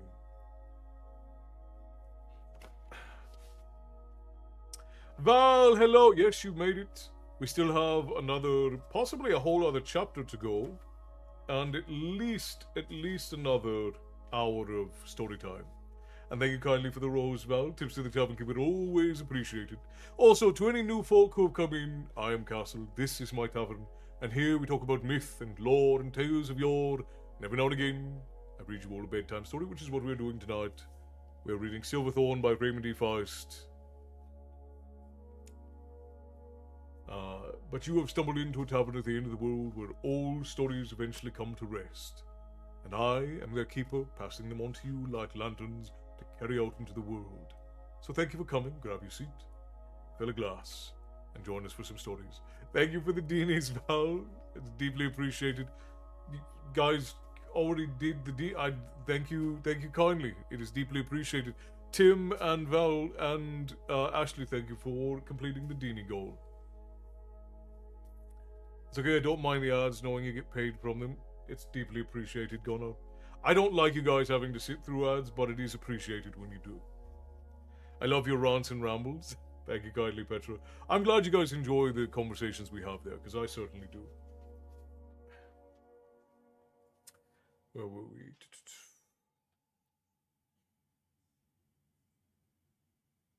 Jimmy said, nothing for it, except to try one of them at a time. Picking one of the many exits, he marched towards it. After hours of searching, Jimmy turned to Laurie and said, a service. Word was passed, and Arutha squeezed up past the singer to look. Above the boy's head was a narrow passage, little more than a crack. Arutha could see light above, almost blinding after the faintly lit passages. With a nod, Jimmy climbed up until he blocked out the brilliance above. When he returned, he said, it comes to an outcropping of rocks. We're 100 yards from the bridge side of the black building. It's a big thing, 2 stories tall. Any guards? None that I could see. Arutha considered them and said, we'll wait until dark. Jimmy, can you hang close to the surface and listen? There is a ledge, said the boy, and scrambled back upwards. Arutha sat, and the others did likewise, waiting for darkness to come. Jimmy tensed and relaxed muscles to avoid cramping. The top of the plateau was deathly silent, except for an occasional sound carried by the wind. Mostly, he heard a stray word or sound of boots coming from the direction of the bridge. Once he thought he heard a strange, low sound coming from the black building, but he couldn't be certain. The sun had dipped beneath the horizon, although the sky still glowed. It was certainly 2 hours after normal supper time, but this high on the face of the mountains, this close to midsummer, and this far north, the sun set long after it did in Krondor. Jimmy reminded himself that he had worked before where he'd had to skip meals, but somehow that didn't stop his stomach from demanding attention. At last it was dark enough. Jimmy, for one, was glad, and it seemed the others shared his feelings. Something about this place brought them to the edge of an outright agitation. Even Martin had several times been heard muttering curses at the need to wait. No, there was something alien about this place, and it was a subtle sort of effect they were feeling. Jimmy knew he couldn't feel secure again until... Thank you for the heart, mate, Val. I appreciate you for that. Always appreciated.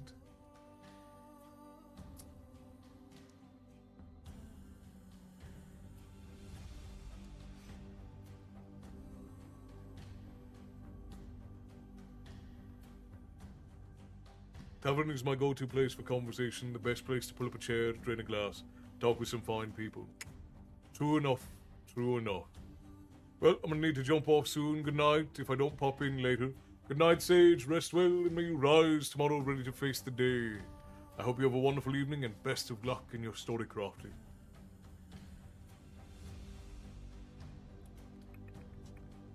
Where were we?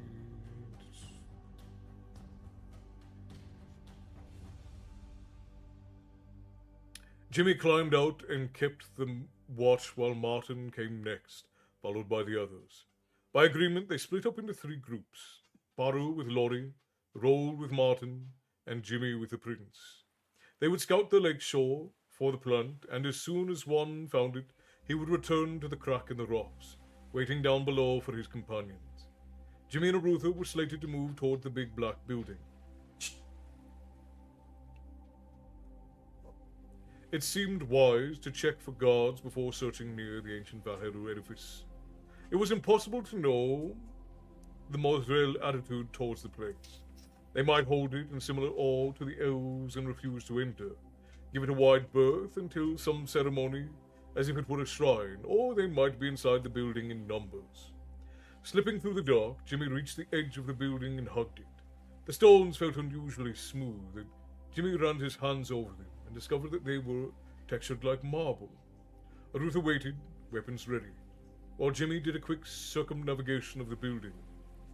No one inside, he whispered, except at the bridge towers. Inside? Arutha hissed. Jimmy said, I don't know. It's a big place, but only one door. Want to look? He hoped the prince would say no. Yes. Jimmy led Arutha down along the wall and around the corner, until he came to a solitary door to the large building. Above it was a half-circle window with a faint light showing. Jimmy signaled for Arutha to give him a boost, and the young thief scampered up to the cornice above the door, and he gripped it and pulled himself to peek through the window. Jimmy peered about. Below him, behind the door, was an anteroom full of some sort, with a stone slab floor. Beyond, the double doors opened into darkness. Jimmy noticed something strange about the wall below the window. The exterior stone was only facing. Jimmy jumped back down. There's nothing I can see from the window. Nothing. There's a passage into the darkness, that's all. No sign of any guards. Let's start looking around the lake's edge. But keep an eye on this building. Jimmy agreed and he headed down towards the lake. The building was beginning to make his something odd bump itch, but he shoved aside any distractions and concentrated on the search.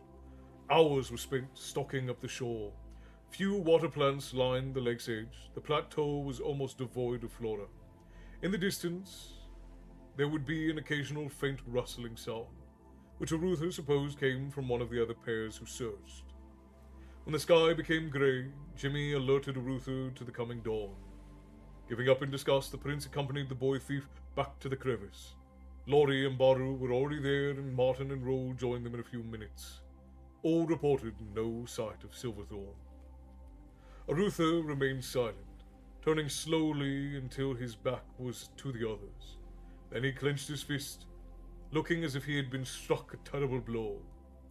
All eyes were on him as he stared away into the darkness of the cave, his profile etched in relief by the faint light from above, and all saw tears upon his cheeks.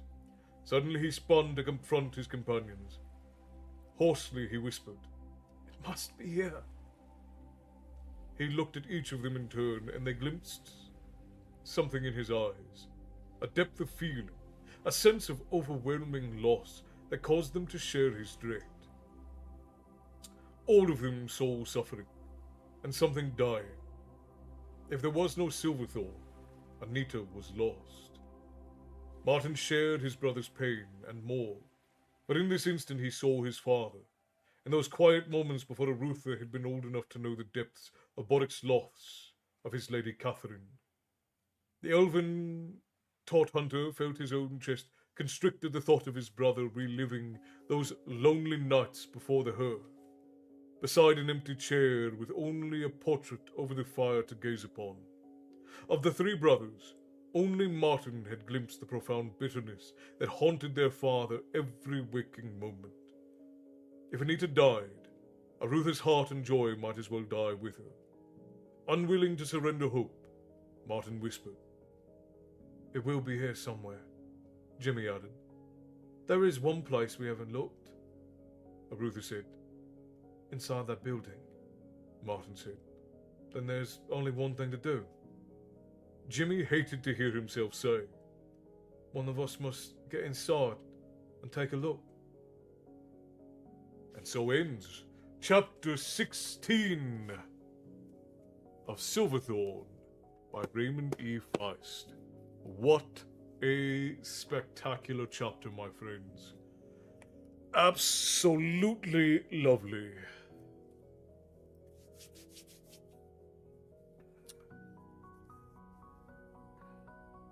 Australia was a hell of a place after they turned it into a prison colony, essentially, because there was a portion of time where Australia was just sort of settled, but when it became a military colony for prisoners, it essentially it went to hell in a handbasket quickly.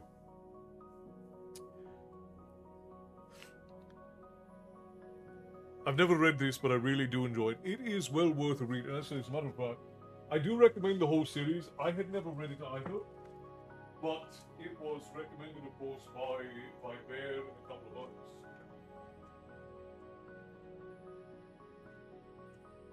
And the lady and I actually found this really beautiful hard copy at a local used bookstore. We went and did. Oh, gosh, it doesn't want to show without my face. Okay, yeah, it. We did a book rescue and we found this one. This was $7. They had it in their used section for $7. It was absolutely lovely. Well worth the investment, even though we have another beautiful paperback version of it. It's well worth a read. So the magician, master, and apprentice are well worth a read.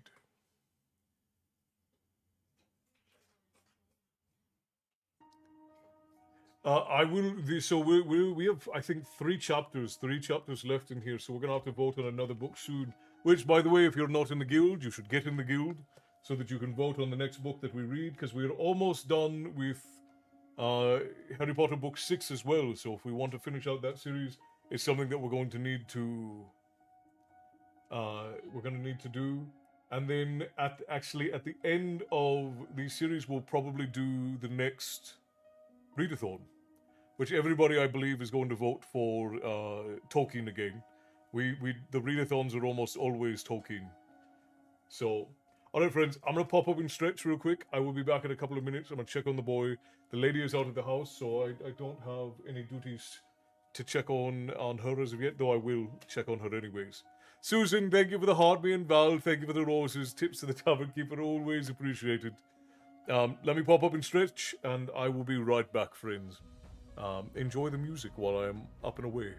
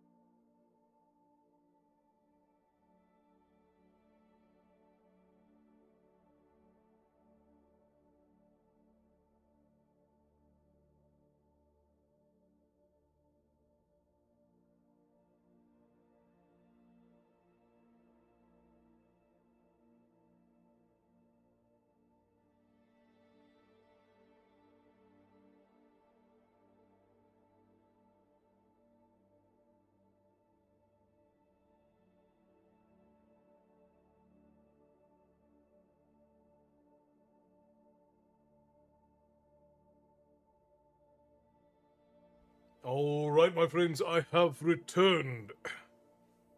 The chair is looking most glamorous this evening. The cherry's a bit of a diva, isn't it? It does tend to be.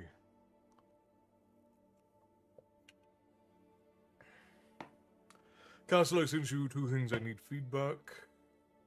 Just keep in mind, book 2 started before you gave your other feedback for book 1, so things might not be completely ready, which is why I'm saying, that's alright, Matty, I'll take a look at it as soon as I have the time. The tale of me being a bear, I tell people that my wife named me Bear because I was big, fat, and hairy, and mostly bad-tempered. That's very funny. And you named her Rabbits because she was small, hairy, and fast-witted? Is that how Rabbits came about? Also, Rabbits mentioned, not by name, but mentioned. You have to give her a big sloppy kiss from the tavern. That's the rules. I don't make the rules. I do make the rules. But I don't make the rules. Those are the rules, though. Alright,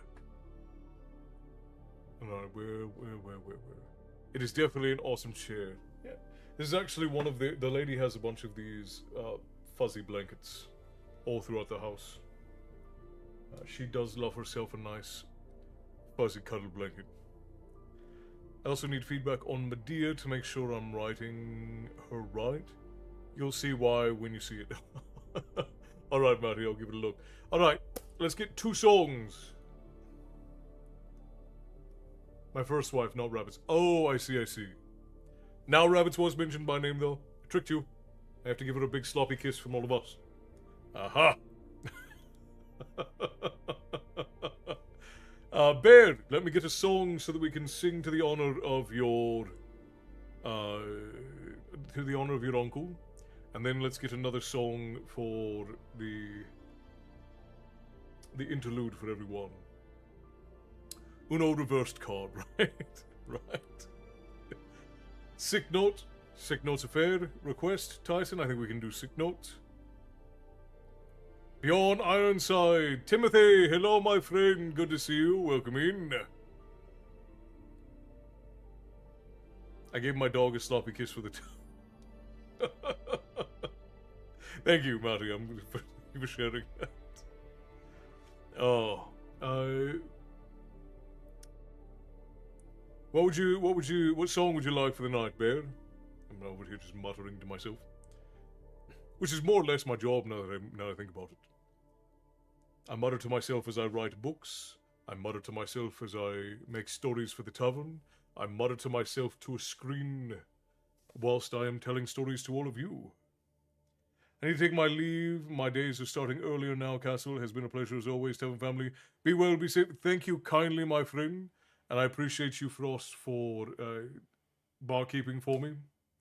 And the story times will start being earlier within the next couple of weeks. I might need to have a sit down with all of the barkeeps as well to talk about the way that things are changing, so... Me and you both got... You went to Boston for one day? How was that? I've been to Boston in... almost a decade and a half. It's been a while. I answer myself muttering. Something funny to have another crack at Moby Duck for me. We could do Moby Duck, I'll do that. Reigns of Castamere. That is a hell of a request, Tim. Absolutely. Yeah, I'll let you all know ahead of time. The lady and I want to make sure that everything was more well scoped and planned out so that nobody gets surprised. We're still working on getting caught up with all of the things we fell behind on, so things haven't quite leveled out yet. But now that we have regular story videos coming out through the tavern portals, we should be back on schedule this next week. I know I keep saying that, but I am hoping that I will have all of my shite together in the next week or so. Maddie requests Poke Rap on behalf of Wesley.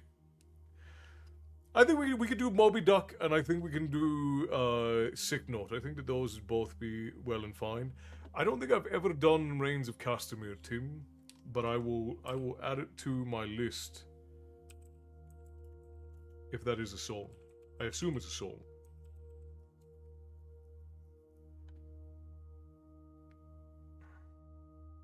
Oh, Reigns of Castamere. I see, I see.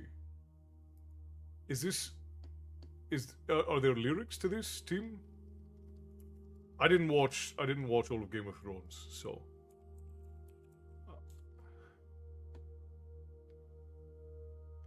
Oh, there are. There are lyrics. It's a short one. I don't know the tune, though. It was exhausting, but it was intriguing. I met YouTuber Star Wars Theory. I auditioned as Palpatine for his Vader fan film. Oh, that's amazing. Yeah, I love Star Wars Theory. He's a wonderful lad. He is another proud Canadian. Quite the lad there. That must have been very fun. All 1,000 plus Pokemon Pokerap because I'm an absolute nut. That would be insane. I don't know if I would ever. I don't know if we would never get done. That would be all we would do. I would be a Pokerap storyteller from. I'd be a Pokerap streamer. I wouldn't even be a storyteller anymore. I'd just be a Pokerap streamer from then on. By the way, to everyone who likes and shares while I'm not paying attention or while I'm reading, thank you for that. It does mean the world, and it does actually help quite a bit. No, the Pokerap is way too long. That's why. First of all, the Pokerap is too long. Second of all, it's not really a song, which is why I keep telling Wesley, no, I'm not going to do it. Esther says Misty Mountain. We can do Misty Mountain. Probably not in the middle. We might do Misty Mountain at the end. Let me see how long the next chapter is quite long. So let me see if there's a break in this next chapter where we can stop about halfway through. There should be. Usually for his longer chapters, he does have breaks, and I put my foot in my mouth because no, he doesn't. This one he just has go all the way on. So probably, let's see, we can go to, yeah, we'll go to 291. So we'll do another 10 pages of story, and that'll be where we stop for the night. Do some more ghosts at the end.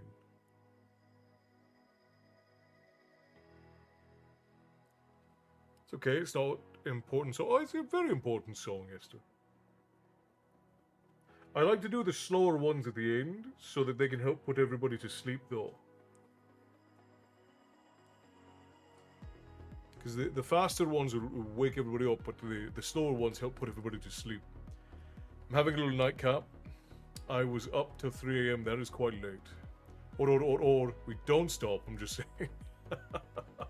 I wish that I had the time to keep going. To get back to it, my first wife named me Bear. Now I say it's because I'm a fat hairy thing. Truth is, she was so bouncy that I called her Tigger, and like Pooh Bear, I am a bear of very little brain. That's actually adorable, though. Bear. I appreciate and I co-sign that story. It's a wonderful story. Well, I'll be up and running around when you play Misty Mountain. That is true. You will be. The vast majority of the tavern will be getting ready for bed, but you and Bear are in your midday when we end up for story time.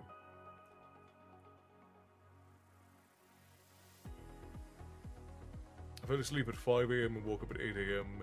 and awake said, it's not good. Got to get sleep. Got to get sleep, Matty. And Tim, I hope you get the Palpatine for the fan film. That would be very fun. I know that Theory has been working on that film for a while, and it's going to be exciting when it comes out. It's 12:30 in the morning where I live.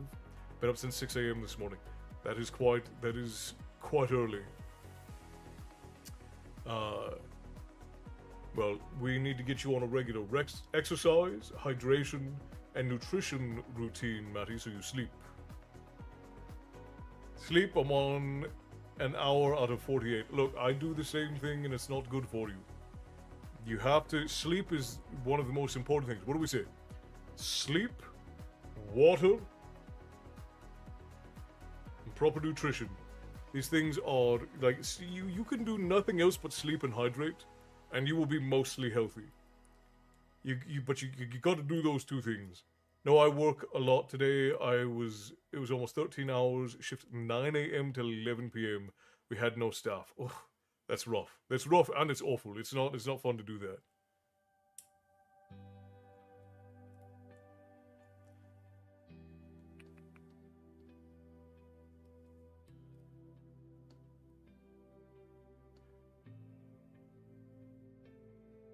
So did you when you went out to Boston this time? Did you go out to Boston to meet him this time, or did you? Oh, I see what you're saying. I see what you're saying, Tim. I'm not as big as Castle, but I am more hairy. Well, look, I don't want to compare, Bear, but I have a feeling if we rubbed our backs together, we'd probably start a fire, like two bears in the woods. The world has gone fuzzy. This food will put me out for sure. Good, you need to sleep. Sleep is very important.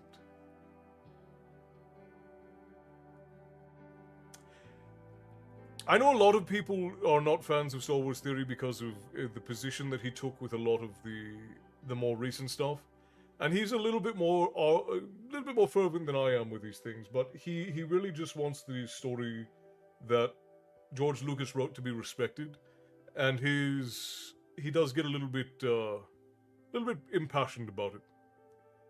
But all in all, he's a good lad. He's done a lot of good stuff for the Star Wars community. It was Fan Expo Boston, and you just recently went. Am I correct, Tim? I like his content, but I don't like how I state an opinion and got attacked by his fans. That's not really on him though. I understand what you're saying, Matty, but that's not really on him. It would be like if you stated an opinion about me, and then some crazy person who really likes me sent you all kinds of mean messages because, or saying nasty things because they really like me. That's not necessarily something that I did. It's something that, you know, when you have a large following, you get crazy people who are in your following, and it's not really our place to make sure that those people don't do that, I guess, is the way that we put it. I don't really restrict what you guys are and aren't allowed to say. And I think that that's how most creators like to keep it. But I understand what you're saying though, Matty. Like it's not fun to state an opinion and then be attacked for it. And you shouldn't be, especially if the opinion is respectful and you're just stating your perspective on a thing. But Star Wars is one of those things people get very impassioned about Star Wars. And I know that Theory, he condemns people being attacked for expressing their opinions, which is one of the reasons why I still respect him as a creator, because he spent a lot of time, he spends a lot of time telling people, like, you're allowed to have whatever opinion you want. You can like the things that I don't like.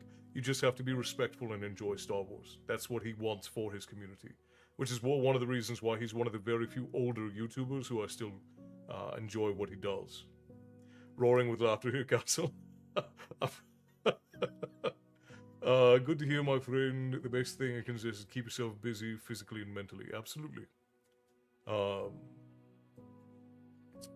Yes, it was 4 days ago. Well, good. Did you have fun though, Tim? Obviously it was tiring, but did you have a good time? No, it's not, especially in a hot kitchen. Yeah, kitchen work when you're understaffed is some of the worst. The only thing that is really worse than that is when you're working in medical. I told my mom that the tavern folk raised their glasses, tankards and mugs and horns to her brother, and that Castle blew the raid horn, shed a tear, smiled, and asked me to thank you all very much. You give your mom a big old smooch on the cheek from all of us, and tell her that we were happy to do it. Not necessarily blaming him for it exactly, it just felt so disrespectful when he didn't condemn them with me. Not that I was expecting it, but still. I understand what you mean, Matty. I understand what you mean. But he does often say in videos that he condemns anybody attacking anybody if they're being respectful. So you can only do so much when you're that big. It is. I understand where your frustration is, but it's difficult to moderate what people say, even at the size the tavern is. I mean, we only have a couple 100,000 people who follow us, and I have a hard time moderating all of the comments and messages. So I can only imagine what it would be like at, what, 10 million or whatever he's at. It would be very difficult. Okay, let's do songs. Sorry, I got off on a ramble. I apologize. We'll do Sick Note first.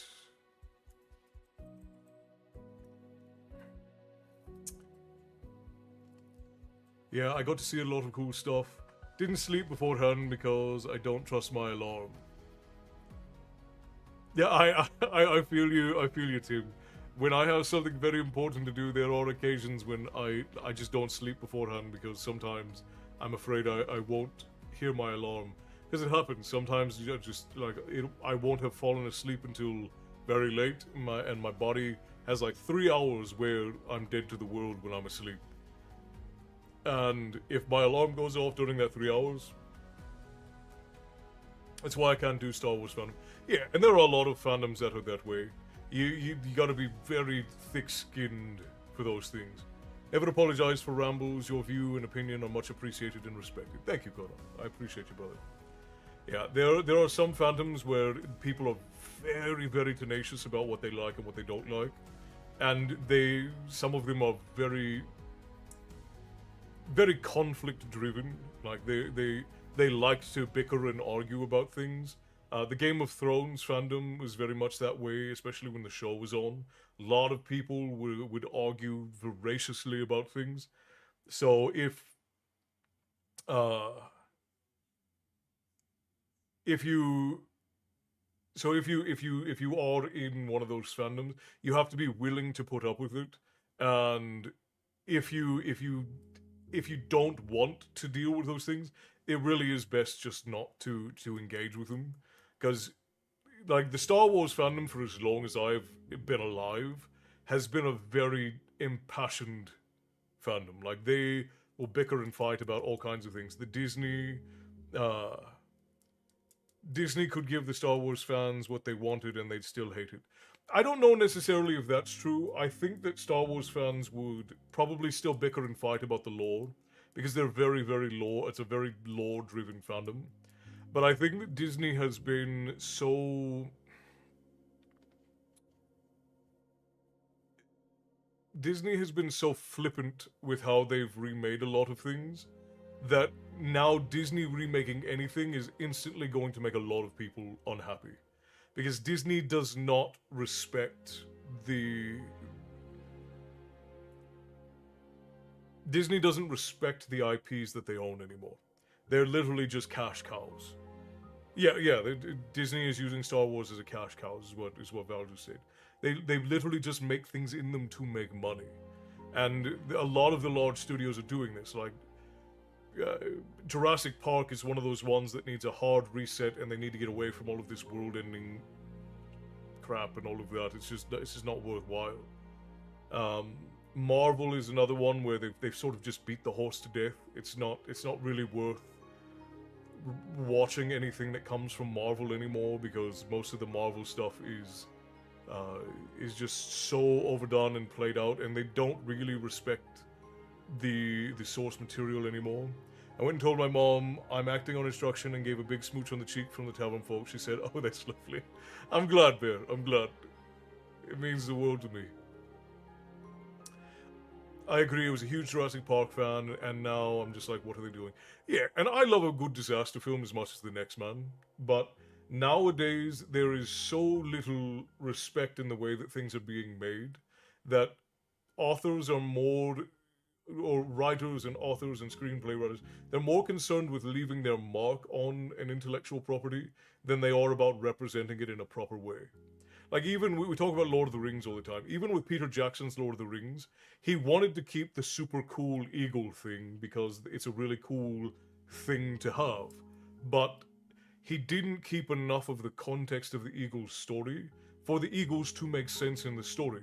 So now whenever people talk about Lord of the Rings, one of the big things they go, like, oh yeah, Lord of the Rings is good, but it's stupid because why didn't they just ride the eagles all the way to Mordor?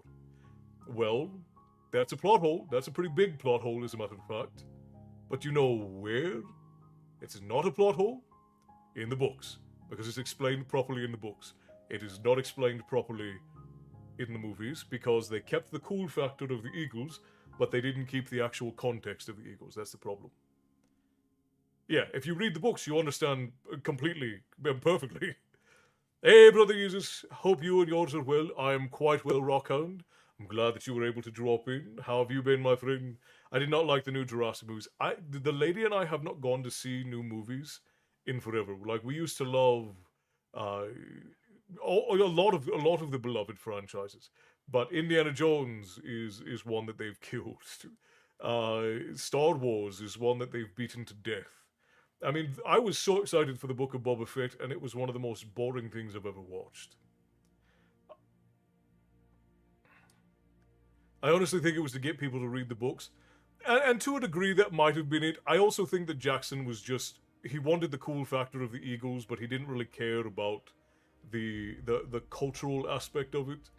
And I think that that's more. It's just like he wanted more big battles, and he needed more tragedy. So he invented an elf prince who he could kill, and he changed the Battle of Helm's Deep to be against the orcs. Like Jackson has always been like a grandiose kind of guy. So don't get me wrong. The Lord of the Rings films are one of the best ever book to film adaptations we've ever seen, ever. They have their problems, but they are beloved. They are the best that we've ever gotten of anything. But they still have their issues. They still have their issues. There's a whole sect of the fans who want to see Disney Star Wars uncanonized. There's also saying removing the last season of Clone Wars, Rebels, and then Andor. That said, I don't like what Disney is doing every time, but that said, it's Star Wars to me. Castle Animal Kingdom is a great show plot. After the death of his mother, Joshua decided to live with his grandmother, who heads a criminal clan. His life takes a turn and gets involved with his cousin. I've seen commercials for that. I haven't watched it, but I've seen commercials for that, Hester. They are remaking movies and they need to stop messing up old movies and make new movies. I agree. But it is safer for them because for the last 10 years they've just been doing remakes rather than putting any sort of proper effort into new things. I agree Disney's using Star Wars as a cash cow, but in terms of George Lucas, he has the final say in how they use it, not to destroy what he spent all his time creating. On some of the things, he signed away a lot of the rights to it. And there are a lot of things like, it's like what the writer for The Witcher said. The gentleman who wrote The Witcher, his name is Anton, I think. He basically said, I'm not going to say that I think The Witcher show is bad, because my name is on it and they write me a check. And I think that that's very much what most of these people who own these beloved IPs, I think that's the position that most of them take. Is they write me a check and I put my name on it. I'm not going to say that it's bad. Which, yeah, that's a definite lacking of artistic integrity. There's no doubt about that. But that's also their right. It's their IP. They can do whatever they want with it. When you do those things, it shows a definite lack of artistic integrity, and it shows you're more worried about the money than you are worried about the integrity of your art. But as the artist, that is your prerogative. You're allowed to do that. I don't recommend it, and I don't respect it, but you are allowed to do it. Ashoka I love, but that's me loving the character herself. She's literally my favorite fictional character. I agree, Ashoka is a great character. I haven't watched the show. I have seen some clips from it, and her performance seems a little bit mechanical to me, but there were quite a few people who liked Ashoka. I just don't give Disney the benefit of the doubt anymore. They would have to make something really mind-blowing for me to go back, because they redid, or they did a sequel to Willow, and that was god-awful. Oh no, Disney might not have done Willow. Might have been Amazon. Whoever did Willow, that was really bad. It was really bad. Shout Henry Cavill standing on business and not continuing The Witcher because they were too far off the source material. Yeah, I highly respect Cavill for what he did. He was the only reason why they stayed on course as much as they did. And if you look at Blood Origins, if you look at The Witcher Blood Origins, that is what would have happened to The Witcher's main story if they had been allowed to just do whatever they want with The Witcher, and Cavill hadn't been there keeping everybody in step. It was Disney, yeah. So it's just like with the Lord of the Rings. I know a lot of people like Rings of Power. I don't care for it. I know that they put in a lot of effort, and it was a valiant effort, but it spent so much time nodding at the audience and trying to do its own thing and leave its own mark on one of the greatest modern myth makings we've ever seen, that it just did not respect the spirit of the story, and it did not respect the spirit of its creator. It just didn't. And worst of all, disassembled one of the greatest characters that Tolkien ever wrote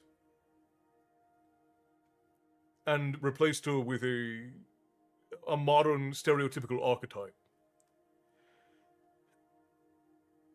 Cavill wants to take. I would love it if Cavill took on Highlander, but he can't do everything. He's doing Warhammer 40k, and we just have to be okay with that.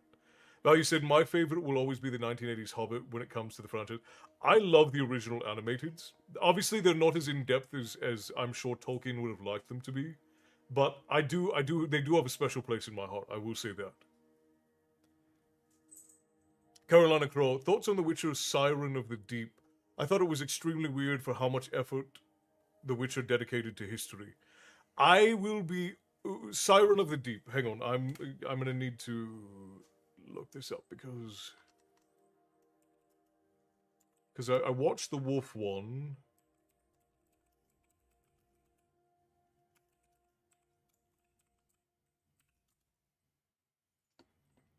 I didn't watch this one. The Wolf one was so disappointing that I did not bother watching this one. Because I've kind of lost all steam for the Witcher series. I think that the animation is really good. I like the animation and I like the art style, but I didn't watch it because they're just butchering the series at this point. And it's sad to me because I really love The Witcher. I've loved the games and the books for almost as long as I've been alive. It's almost 1 a.m. here where I live. I have to get some sleep before work. That's all right, Val. I'm sorry I went off on a ramble. I appreciate you joining in and being a part of the discussion. And I hope you enjoyed the stories. Rest well, and I hope you rise tomorrow ready to face the day. Yeah. Boo, say goodnight to Val before she goes to bed. Go back. Hey, calm down. Say goodnight to everybody. Hey, you're being extra. Calm down. Calm down. There we go. Boo says hi, everyone. I love having conversations with you guys. It's awesome. Oh, good night, kitty. You're so cute. Yeah, he is adorable. He's so grumpy, though. Look at him. Look at him. He's just moping. He's just moping with his head down. You're grumpy. Being a mope. Such a brat. Hey, come here for chat. He does not want to be held right now. Huh? Val, thank you for the roses. I appreciate you. I agree. I love the art, but the story lacks the feel of The Witcher. Well, and that's really what they did throughout the whole thing. Is like, it's supposed to be this sort of dark, gruff story, and it's supposed to have its comedy, but they just. He is a beautiful cat. Boo is an absolutely beautiful cat. So is Milo. They're both very beautiful cats. Animated Frodo is better because he's better. Peter Jackson's Frodo is too much of a chicken. So, no, you're right, Tim. I love what Martin Freeman did in his performance with... Oh, you were saying Frodo. Yeah. No, I agree with you. Elijah Woods did a great job in the film based on the script, but the Frodo that he wrote was not the same Frodo from the book. I remember the first time I watched the animated Hobbit. Did we get a raid from somebody? No, to stream do we talk about writing here? Well, I am Castle, this is my tavern, and here we talk about myth and lore and tales of yore. Every now and again I read you all a bedtime story. I'm a classically trained storyteller, and this is my tavern at the end of the world, where all stories eventually come to rest. And I'm the hobgoblin. And yeah, there's a hobgoblin over there. So we talk about storytelling, and the art of storytelling is more or less what we do here. I'm a classically trained storyteller. I have almost 12 years of academia experience in writing and literature, in history and mythology, and I come from a long line of cultural storytellers from Ireland. I did a quick search because I thought Lucas sold Lucasfilm and kept Skywalker Sound and Industrial Lights and Magic, but he sold it all. Right. Which is why, like, they make motion like they're respecting what Lucas wants, but they really just do whatever they think is going to make money. And when you do that, you're not going to make good stories. It's just like if you make something that is preachy and is meant to like point a finger at somebody or pretend like you know better than your audience, that's not going to be a good story. If you have an agenda in what you're writing, it's not going to be a good story. And this is true. And when I say things like this, people usually think that there's a political or social narrative behind it. I mean this in general. If you are writing specifically because you want to convince people that you are right or that you have a good point, it will not be a good story ever. Just period. I've never watched Star Wars, but I do not hear praises of the new stuff. Most of the new stuff is very boring. Like Andor gets praised a lot of people really liked Andor. I'm the Goblin Chairman of the Ecological Department Treasury. Well, then you're welcome to the... We have nothing but goblins and the problems that they cause here in the tavern. Of all the people, Russell Crowe to be Ramirez, just know... Yeah, that's a weird casting choice. Good eve, Jazz. Good eve. How are you doing? Yeah, that's a very weird casting choice. It was weird. It was weird that they made the Spanish guy a Scottish guy in the original movie anyways. And I love pretty much everything that Sean Connery has ever done. But that was a weird casting to begin with, to make the Scottishman a Spaniard. But yeah, Russell Crowe is an even weirder cast for that. I don't know if I don't know if I can get on board with that. But yeah, modern movies and shows are not very good. They don't. Yes, no, hang on. Sean Connery's character was supposed to be a Spaniard, wasn't he? I'm like 90% sure he was supposed to be a Spaniard. Don't you try to fool me. Hang on. After practice, glad to watch you all before the end. We still have a little ways to go.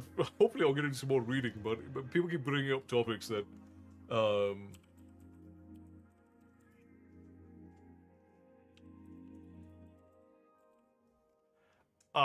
you're hang on.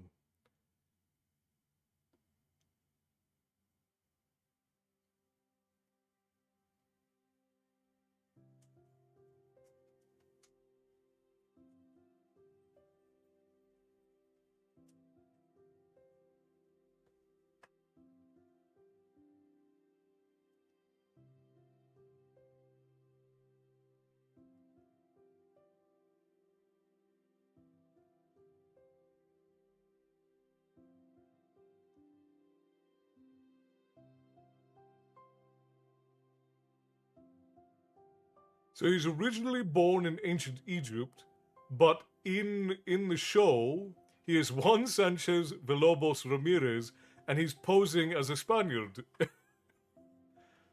Well, yeah, obviously he didn't. Bear, you, Bear, you're starting some shit now.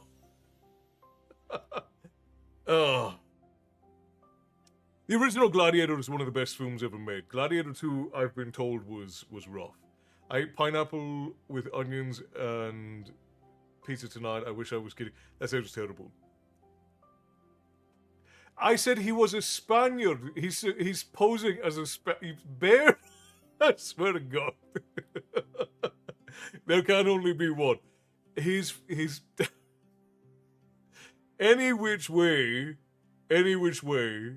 nothing made now is how it was once made, going for all things. Writing a sci-fi story and one of the characters is 4,000 years old as a storyteller, how far in the past do you have to go with a world to tell a story about its future? It really depends. You could go either way. You could have somebody telling a story from 10 years ago. It depends on the effect you want to have when you are telling that story. So if you want it to feel like it's an ancient history being told, or if you want to feel like it is a post-event thing, then it really depends on the what you're trying to get out of it. Right, but in the film he tells him he's a Spaniard, doesn't he? Like, obviously originally the character is from Egypt, but he tells him for God's sakes, his name is Juan Sanchez Villalobos Ramirez. That's about as Spanish as you can get. He only needs 2 more names, he'd be the most Spanish person I'd ever met.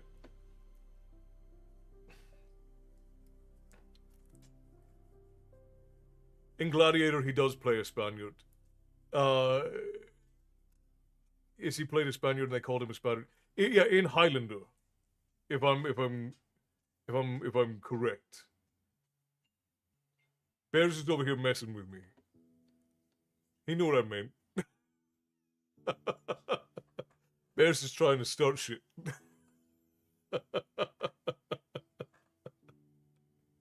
I love you, you big old blackguards, you. Alright. Bears being feisty and stirring the pot. That does, it sounds awfully Egyptian.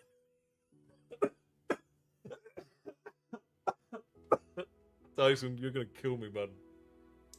Oh, God. Alright. Inigo Montoya. My name is Inigo Montoya. You killed my father. Prepare to die. Okay. Let's do songs. Let's do songs, maybe.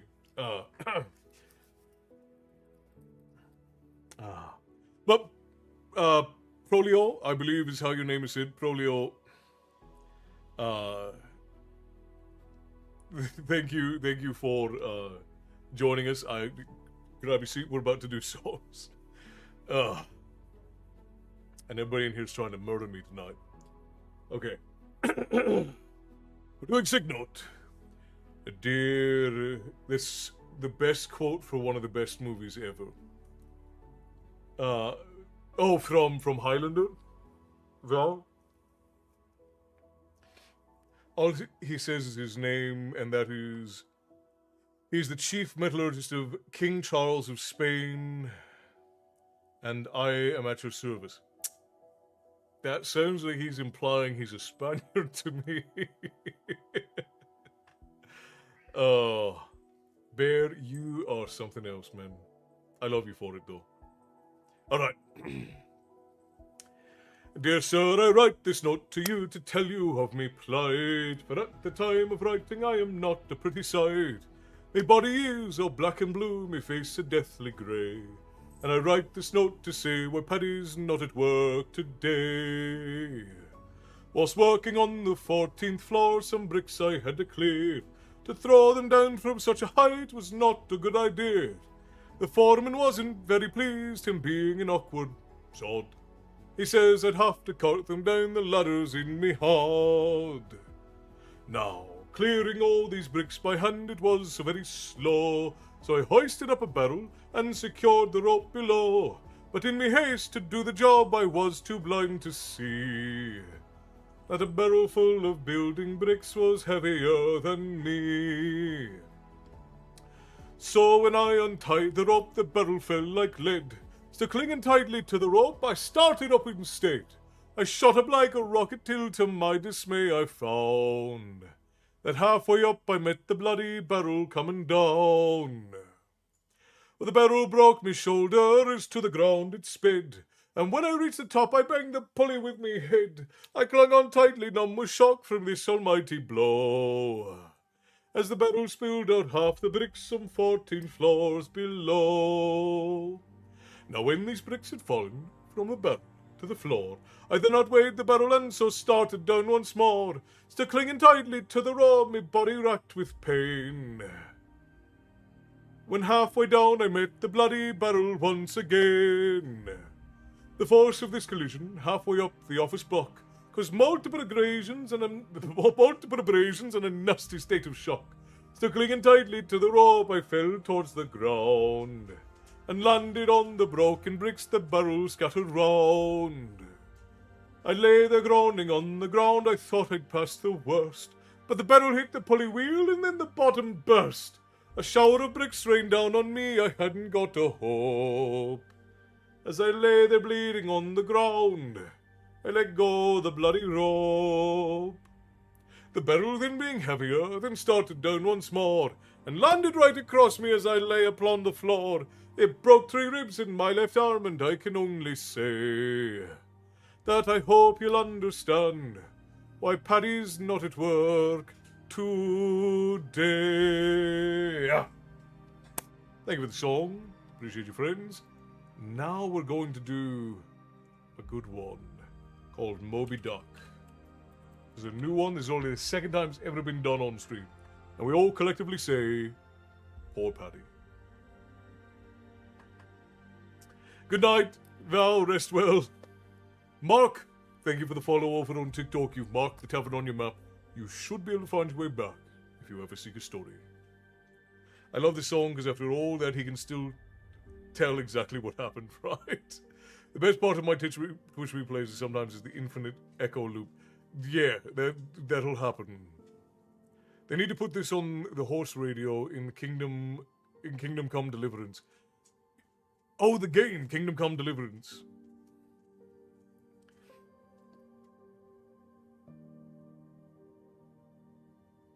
I love calls with Bear, he's such a delight. But I will say video calls make me go, damn, I'm a skinny pole of a bastard. He does say when Connor calls him a Spanish peacock, I'm not Spanish, I'm Egyptian. Connor says, you said you were from Spain, you're a liar.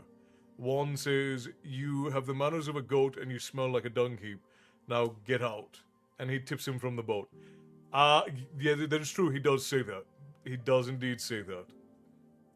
Well, any which way, having Sean Connery play an Egyptian who's posing as a Spaniard is still a very strange choice. I love him in the role and I love the movie, but it is still a strange thing to happen.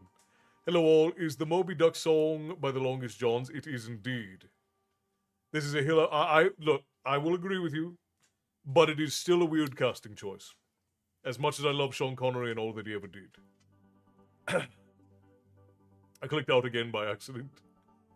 Okay, here we go. Let us do Moby Duck.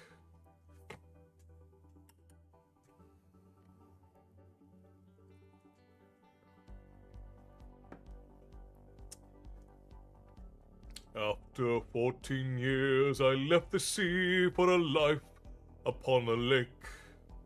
After all the storms I'd seen, I needed a good break. I thought still waters would mean peace for me, but that was a mistake. For the place I chose was beguiled by a giant evil drake, a mallard of such malice twice the size of any man, a bill to give you nightmares and a monstrous wingspan. You cannot hope to fight it, so avoid him if you can. The terrifying waterfowl, the beast beyond the dam. Row ho, row ho, row with all your might. Row with harpoons loaded, spoiling for a fight. Row ho, and with any luck, we'll win the day and do away the dreaded Moby Duck.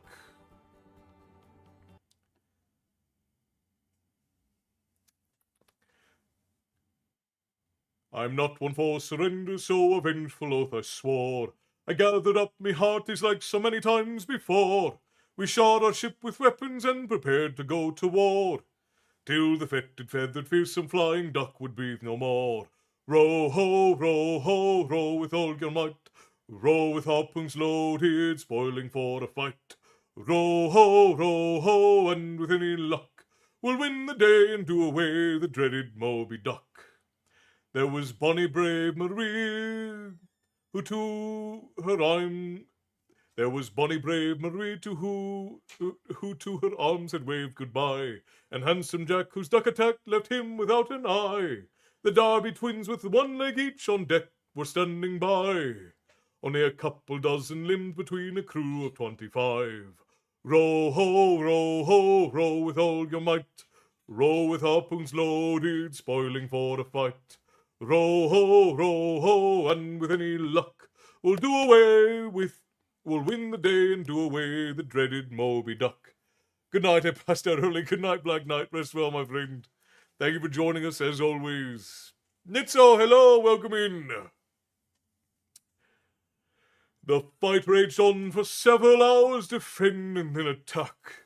With beatings from those wicked wings, our boat began to crack.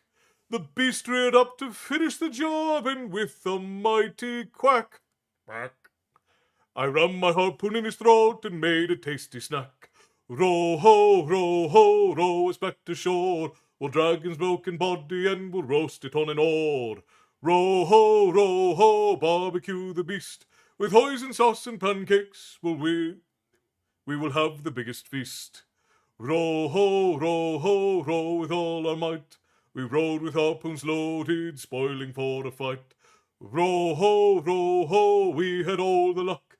We won the day and did away the dreaded Moby Duck. We won the day and did away the dreaded Moby Duck. Thank you for the songs, my friends. Absolutely lovely. I know I bumbled there a little bit. I was being very distractible at the moment.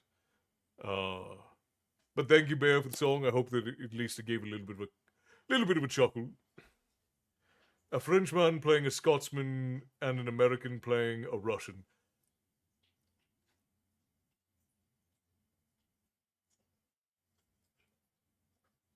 The guy who plays McLeod is French.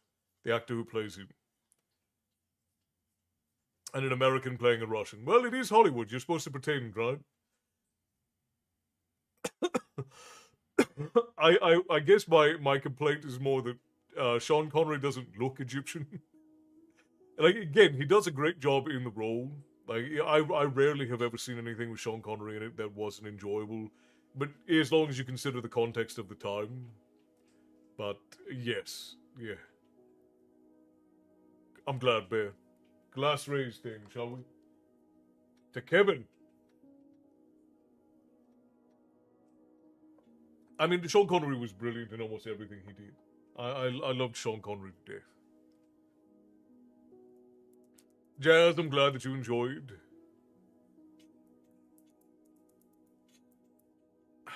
All right. Let us go return to Silverthorn. We're going to do about probably another 10 pages, and then we're going to call it the end there. Alright, for chapter 17, we are back in the realm of the Surani. Chris Lambert and Clancy Brown. Good night, Castle, in the Joyous Tavern. I bid you all a fair night and an adventurous tomorrow. Gunnar, rest well, and when you rise tomorrow, I hope you conquer all that falls before you, and that you have the bravery and integrity to do all the things that challenge you in the day. Rest well, my friend, and rise with the sun on a new day.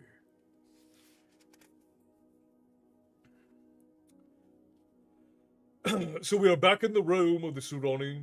When we last left Pug and the others who had gone back into Kelawon, they had been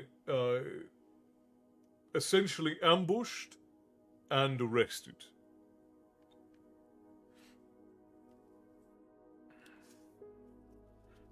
So chapter 17, Warlord. The cell stank of damp straw.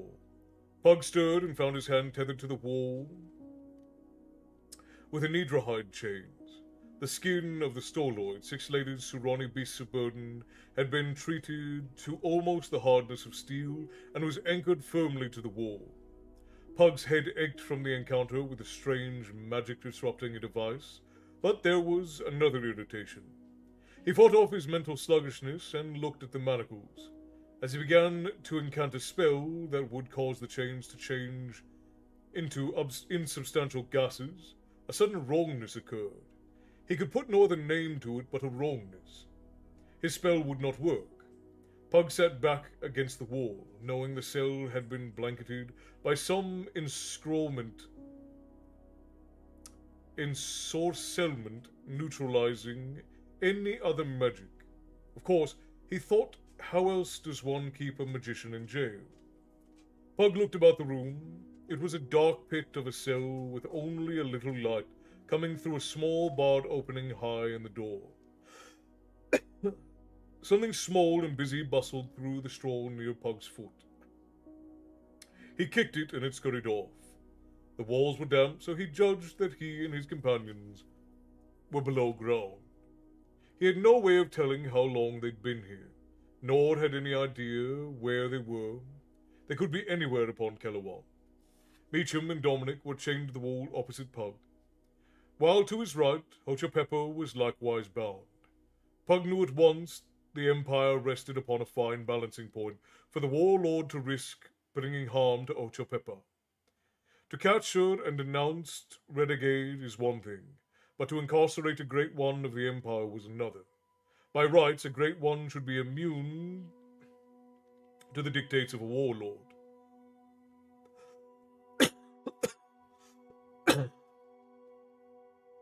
By rights, a great one. Oh, I already read that. Besides the Emperor, a great one was the only possible challenge to the warlord's rule. Kamatsu had been correct. The warlord was nearing some major ploy or offensive in the game of the council. For the imprisonment of Hochepepper showed contempt for any possible opposition. Meacham groaned and slowly looked up. Oh, my head, he mumbled. Finding himself chained, he tugged experimentally at his bonds. Well, he said, looking at Pug, what now? Pug looked back and shook his head. We wait. It was a long wait, perhaps 3 or 4 hours. When someone appeared, it was suddenly. Abruptly, the door had swung open and a black-robed magician entered, followed by a soldier of Imperial whites. Hochepepper nearly spat as he said, Goran, are you mad? Release me at once! The magician motioned for the soldier to release Pug. He said to Hochepepper, I do what I do for the Empire. You consort with the enemy, Fat One. I will bring word to the Assembly of your duplicity when we have finished with the punishment of the false magician.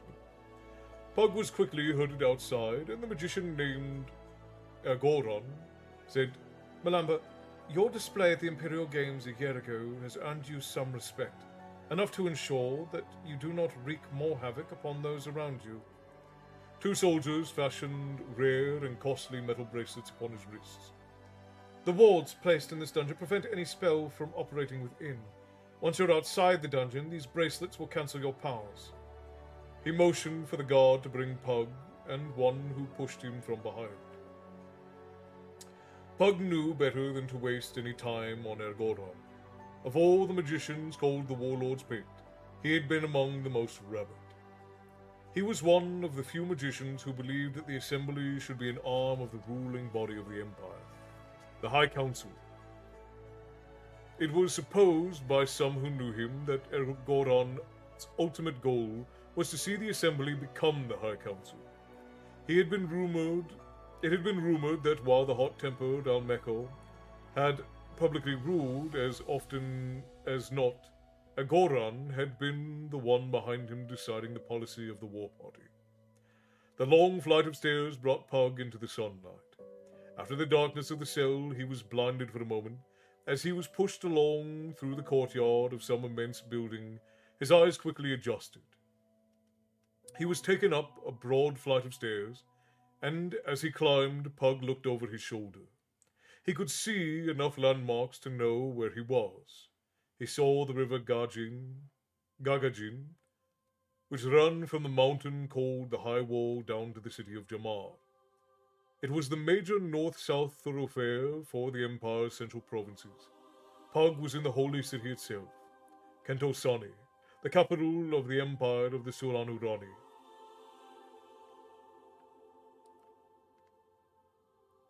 And from the dozens of white armored guards, he knew he was in the warlord's palace. Pug was pushed along through the long hall until he reached the central chamber. Stone walls ended, and a rigid, painted wood or hide door was slid aside.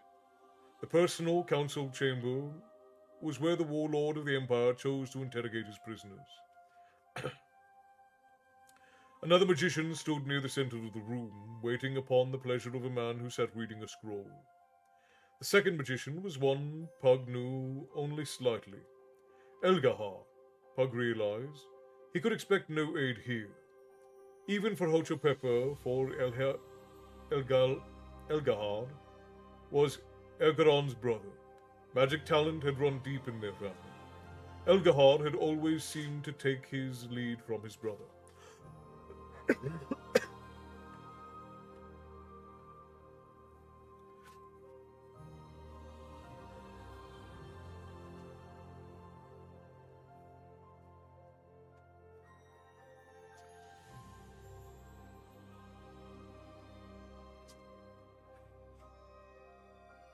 The man sitting upon the pile of cushions was of middle years, wearing a white robe with a single golden band trimming the neck and sleeves.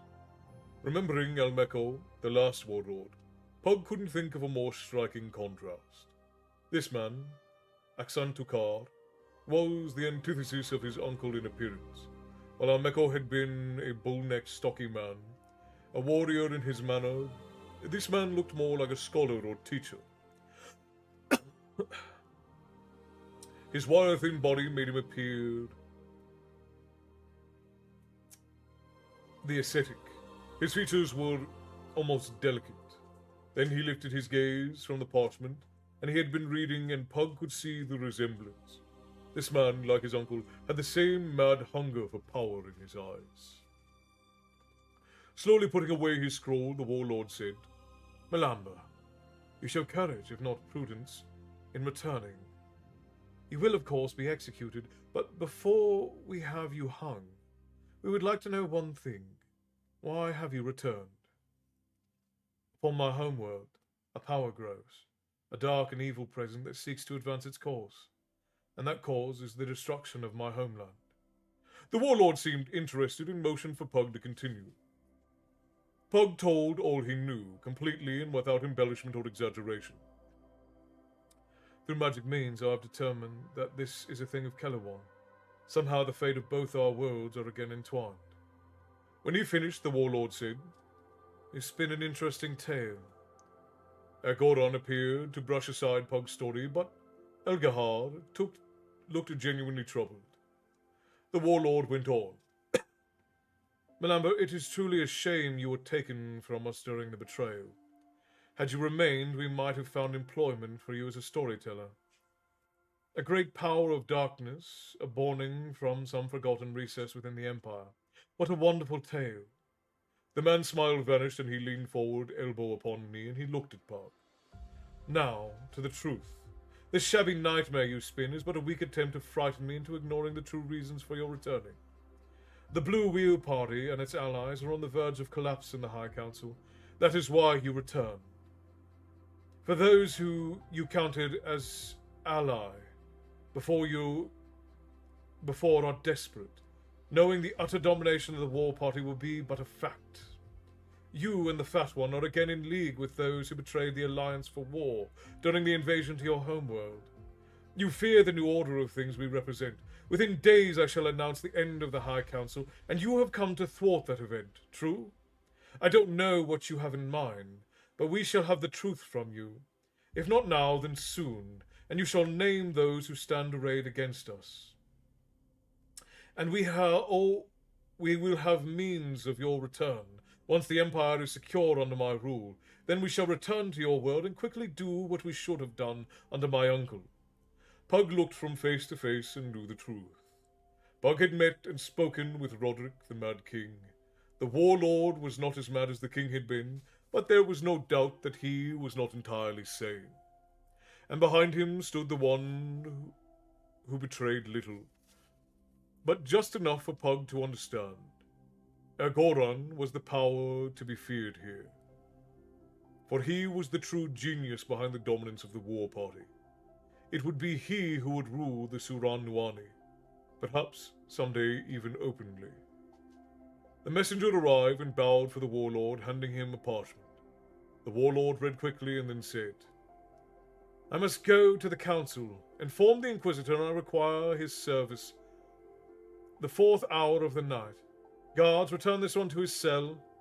As the guards pulled Pug by his chains, the warlord said, "Think on this, Malamba. You may die slowly or quickly, but you will die. The choice is yours. Either way, we shall have the truth from you eventually." Pug watched as Dominic entered his trance. Pug had told his companions of the warlord's reaction, and after Hochapeppa had raged on for a time, the fat magician had lapsed into silence. Like the others of the Black Robe, Hochapeppa found the notion of any whim of his being ignored almost unfathomable. This imprisonment was nearly impossible to contemplate. Beecham had shown his usual taciturnity, while the monk had seemed unperturbed. The discussion had been short and resigned. Dominic had soon begun his exercises, fascinating to Pug. He had sat and begun meditating until he was now entering some sort of trance. In the silence, Pug considered the monk's lesson.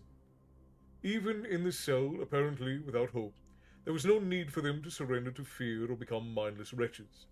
Pug turned his mind back to remembering his boyhood at Criday, the frustrating lessons with Corgan and Tully, and he sought to master magic he would discover, years later, he was unsuited to practice. A shame, he thought to himself. There were many things he had observed during his time at Stardock that had convinced him that the lesser magic of Midkemia was significantly further advanced than on Calawan. Most likely, it was a result of there being only one magic on Midkemia. For variety, Pug tried one of the cantrips taught him by Corgan as a boy. One he had never mastered anyway. He mused. The lesser path spell isn't effective.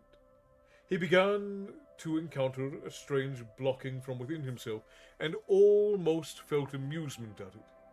As a boy, he had feared that experience, for it signaled failure. Now he knew it was simply his mind, attuned to the greater path, rejecting the lesser path discipline. Still, somehow the effect of the anti-magic caused him to attack the problem more obliquely. He closed his eyes, imagining one thing he had tried on innumerable occasions, failing each time. The pattern in his mind balked at the requirement of that magic, but as it shifted to take on its normal orientation, it somehow rebounded against the wards and recoiled. Pug sat up, eyes wide. He had almost found it. For the briefest instance, he had almost understood. Fighting down excitement, he closed his eyes, head down, and concentrated. If he could only find that one instant, that one crystalline instant when he had understood, an instant that had fled as soon as it had come. In this dank, squalid cell, he had stood upon the brink of perhaps one of the most important discoveries in the history of Suronic magic. If only he could recapture that instant. Then the doors to the cell opened, and Pug looked up. As he did, Hochopepper and Meacham. Dominic remained in his trance. Elgahar entered, motioning for a guard to close the door behind him. Pug stood, uncramping his legs that had succumbed to the cold stones beneath the straw, while he had meditated upon his boyhood. "What you say is disturbing," said the black-robed magician. "As it should be, for it is true." "Perhaps, but it may not be. Even if you believe it to be true, I would hear everything." Pug motioned for the magician to sit, but he shook his head in negotiation. Shrugging, Pug returned to his place on the floor and began his narrative. When he reached the portion relating to Rogan's vision, Elgahar became observably agitated, halting Pug to ask a series of questions. Pug continued, and when he was through, Elgahar shook his head. "Tell me, Malamba, on your homeworld, are there many who could have understood what was said to this seer in the vision?" "No. Only myself and one or two others who might have understood. Only the Suronian Lumut would have recognized it as ancient High Temple Suroni." "There is a frightening possibility. I must know if you've considered it." "What?" Elgahar leaned close to Pug and whispered a single word in his ear. Color drained from Pug's face, and he closed his eyes. Back on Midkemia, his mind had begun the process of intuiting what it could be from the information at hand. He had subconsciously known all along what the answer would be.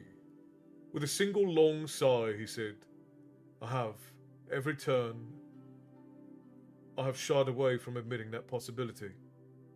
But it is always there." Hochopepper said, "What is it you speak of?" Pug shook his head. "No, old friend, not yet. I want Elgahar to consider what he has deduced without hearing your opinion or mine. This is something that must make him reevaluate his loyalties." "Perhaps. But even if I do, it will not necessarily alter our present circumstances." Hochopepper exploded in rage. "How can you say such a thing? What circumstances can matter in the face of the warlord's crimes? Have you come to the point where all your free will has been surrendered to your brother?" Elgahar said, "Hochopepper, you of all who wear the black robe should understand. For it was you and Fumita who played in the great game for years with the Blue Wheel Party. He spoke of those two magicians' part in helping the Emperor end the Rift War. For the first time in the history of the Empire, the Emperor is in a unique position.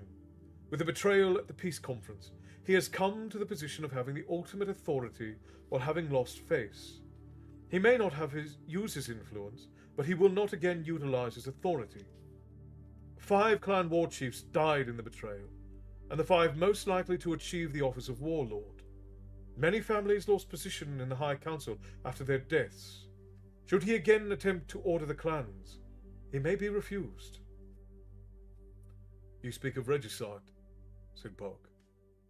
It has happened before, Malamba, but that would mean civil war. For there is no heir. The light of heaven is young and has yet to father sons. Of his issue, there are only 3 girls as of yet. The warlord desires only the stabilization of the empire, not to overthrow of a dynasty more than 2,000 years old. I have neither affection nor disaffection for this warlord, but the emperor must be made to understand that his position in the order of things is spiritual only, surrendering all final authority to the warlord. Then shall the Suranuani enter an era of endless prosperity. Ocho Pepper barked a bitter laugh. That you can believe such drivel shows that your screening at the assembly is not rigorous enough. Ignoring the insult, Elgahar said, Once the internal order of the Empire has been made stable, then we can counter any possible threat you may herald. Even should what you say be true, and my speculation prove accurate, there may be years before we need to deal with that issue upon Kelawon. Example, time to prepare. You must remember, we of the Assembly have reached new pinnacles of power never dreamed of by our ancestors. What may have been a terror to them may prove only a nuisance to ourselves. You fail in your arrogance, Elgahar, all of you. Ocho and I have discussed this before. Your assumption of supremacy is an error. You have not surpassed your ancestors' might. You might have equaled it among those works of Macross the Black. I have found tomes that reveal powers undreamed of in the millennia of the Assembly's existence. Elgahar seemed intrigued by the notion and was silent for a long time. Perhaps, he said in a thoughtful tone at last. He moved towards the door. You have accomplished one thing, Malamba. You have convinced me it is vital to keep you alive longer than the warlord's pleasure dictates. You have knowledge we must extract. As to the rest, I must think upon it. Pug said, Yes, Elgahar, think upon it. Think upon one word, that which you whispered in my ear. Elgahar seemed on the verge of saying something, and then he spoke to the guard outside, ordering the door open. He left, and Hochopepa said, He's mad! No, said Pug, not mad. He simply believes what his brother tells him. Anyone can look at Aksantakar's and Agoran's eyes and think they are the ones to bring prosperity to the Empire as a fool, a believing idealist, but not mad. Agoran is one we must truly fear. They settled back into silence. Pug returned to brooding on what Elgahar had whispered to him. The chilling possibility that represented was too dreadful to dwell upon. So he turned his mind to consider again the strange moment where for the first time in his life, he glimpsed the true mastery of the lesser path. And I think that there is a spectacular place to end for the night, my friends.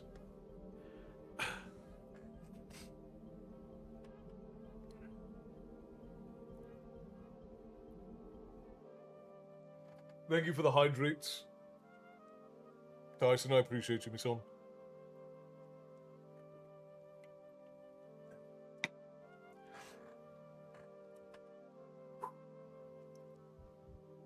Alright, so let's get one more song requested for the evening, friends. And then it will be time for me to end up for the night and send you all off to bed. Now, I had promised Esther, Misty Mountain, of course.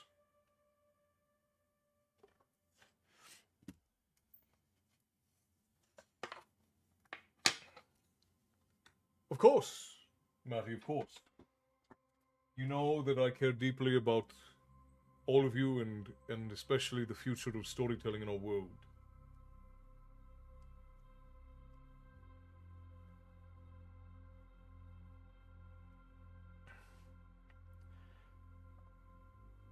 I truly believe that the great magic of our world is in storytelling and in the words that we say to one another.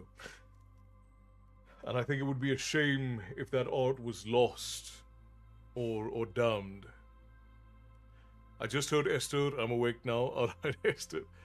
Yeah, so we can do Misty Mountain. We can sing Red as the Rose, and sure, we can do Got No Beard. Why not? I hope to keep storytelling alive in my own way, along with the tavern. Cheers from Norway, Michigan, Upper Peninsula. Welcome in, Allison. So very glad that you could join us. You're coming in at the end, but I'm glad you were able to drop in any case. Okay, we're going to mute the music for a bit, and then we'll do Got No Beard first, since that one's a little bit faster. Then we'll do Misty Mountain, and then we'll end on Red is the Rose.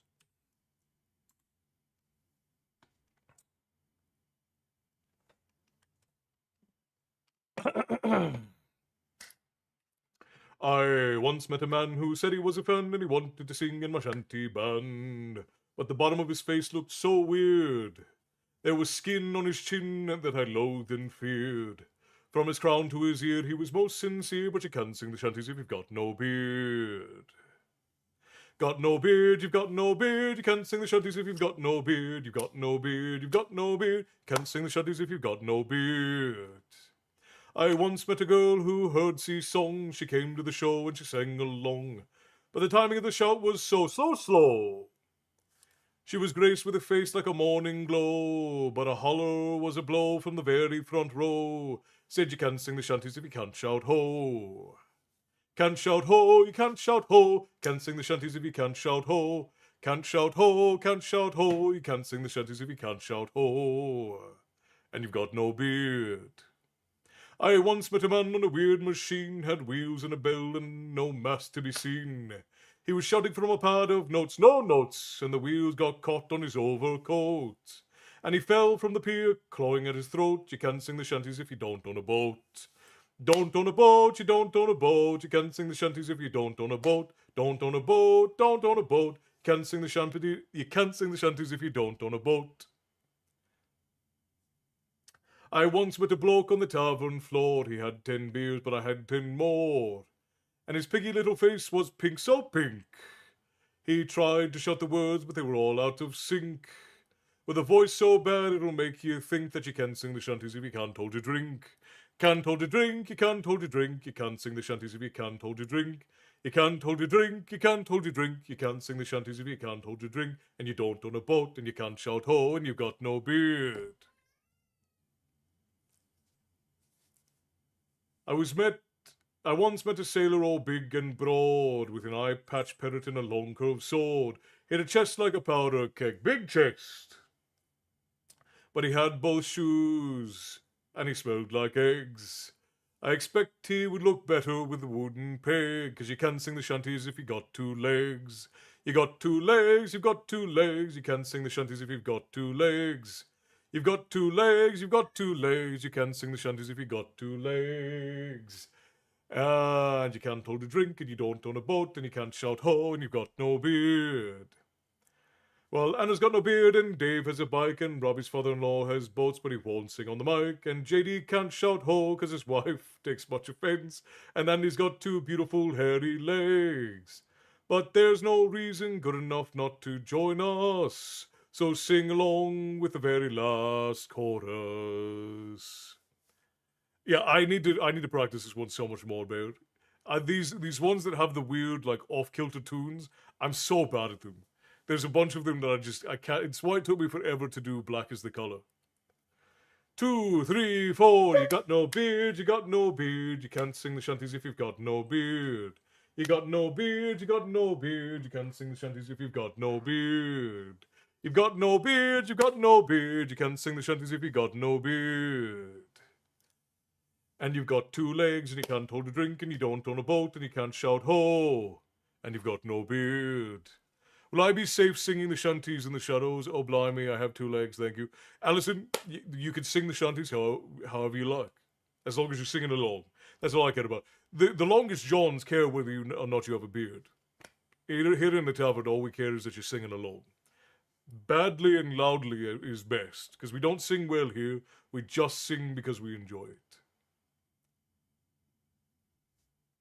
Alright, moving on to Misty Mountains. We are doing the Peter Hollins version again. So if you plan to sing along, you'll need to make sure you check for that. Also, I hate the illustration scams I get. Always happens when the mods aren't on. I just get glad the replay reviews who they are because the chat reply. Yeah. Also, my stream was every 6 minutes and 6 hours 33 minutes. Definitely do long streams during the day or at night. Yeah, you get people all the time when you're a smaller streamer who will come in and they'll try to like sell you stuff. Just don't worry about it. Sometimes I sing in my streams absentmindedly. Hey, this is fair enough. Everyone's welcome to the shanties. Yeah, absolutely. All right. Misty Mountain, the song of the dwarves of the Lonely Mountain. Far over the misty mountains cold, to dungeons deep and caverns old, we must away ere break of day, to find our long forgotten gold. The pines were roaring on the height, the winds were moaning in the night. The fire was red, it flaming spread. The trees like torches blazed with light. The wind was on the withered heath, but in the forest stirred no leaf. Their shadows lay, be night or day, and dark things silent crept beneath. The wind went on from west to east, all movement in the forest ceased, but shrill and harsh across the marsh, its whistling voices were released. Farewell we call to hearth and hall. The wind may blow and rain may fall, we must away ere break of day, far o'er the wood and mountain tall, far over misty mountain cold, to dungeons deep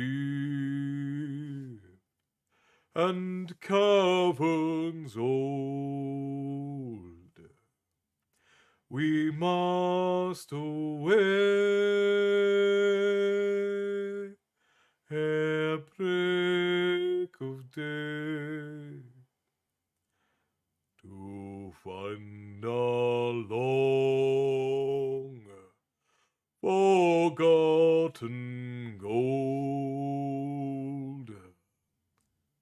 Thank you for the song, my friends. Esther, I hope you and Elsie enjoyed. I just politely engaging with him but ignoring the office. That's usually best. Castle, Elsie, and I appreciate your storytelling, shanties, and rambles. Well, thank you kindly, Esther. I love shanty sing along. I do too, Jazz. One today literally gave themselves away before the attempt. The game I play is on PC only, and they insisted it was also on PS5. Like, no, it's only PC. The one thing I'm most worried about is my streams are enjoyable or even good for background noise. Well, you and I can go over some of that if you like, Matty. I think I had promised a little while back to you and Milu that I would do sort of like a beginner's guide to streaming over in the guild, because I can't make videos like that. It doesn't go with what we do in the tavern, but I can probably do something like that where we have a day where I let everybody know that I'll be in the main streaming section of the guild and we just have a chat about it. This has been great. Afternoon, Castle. Thank you. Of course, Bear. It's always my pleasure. Literally, it's quite always my privilege and pleasure to do. Ashley, thank you kindly for keeping up the bar over on TikTok. I appreciate you for it. And last, we're going to do Red is the Rose before we head out. Matty, the big thing about streaming is that if you're going to stream, you have to make content elsewhere. Because you cannot grow while you're on stream. So you need to be making it elsewhere. You can pick just one platform to do. TikTok is the easiest. Instagram is all right if you're going to do reels. Facebook can be easy to grow on if you really knock something out of the park. But you got to pick a place to make content, and that content has to be relative to what you're doing on stream. Like if people come in and watch, if somebody pops in on YouTube and sees me reading or singing songs, that is not dissimilar from what they see in the videos that they come across while they're on YouTube or on Facebook or on any of the other things. So people are interested to stop and stay, even if they've never been in Storytime before, because it's relative to the other things that I do. Have a blessed night and rest well, Castle. You as well, Esther. Give all of the snuggles to Elsie for us, and a nice big smooch to Johnny if you like.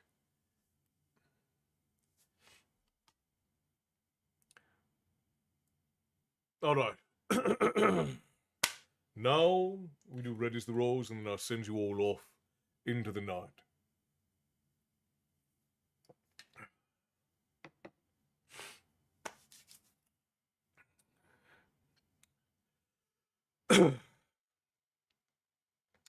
Come over the hills, my bonny Irish lass.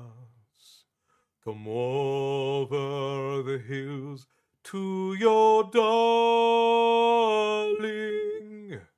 You choose the road, love, and I'll make the vow. And I'll be your true love forever.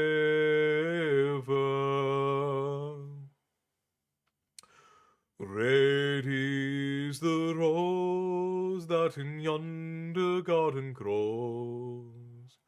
Fair is the lily of the valley. Clear is the water that flows from the Boyne.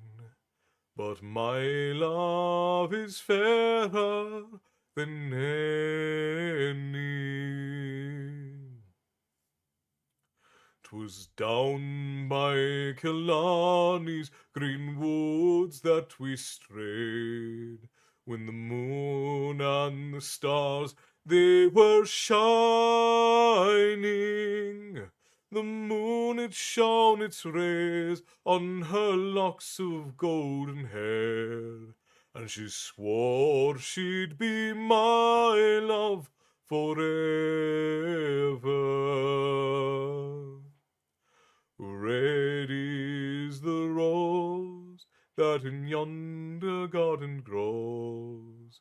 Fair is the lily of the valley. Clear is the water that flows from the Boyne. But my love is fairer than any.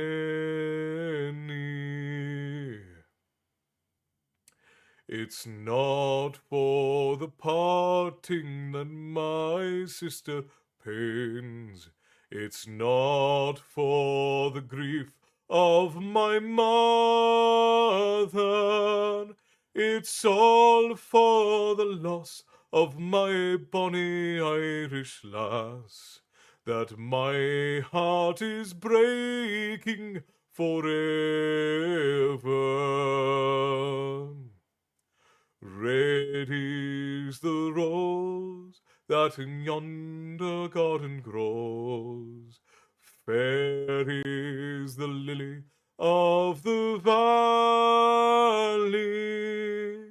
Clear is the water that flows from the Boyne. But my love is fairer than any.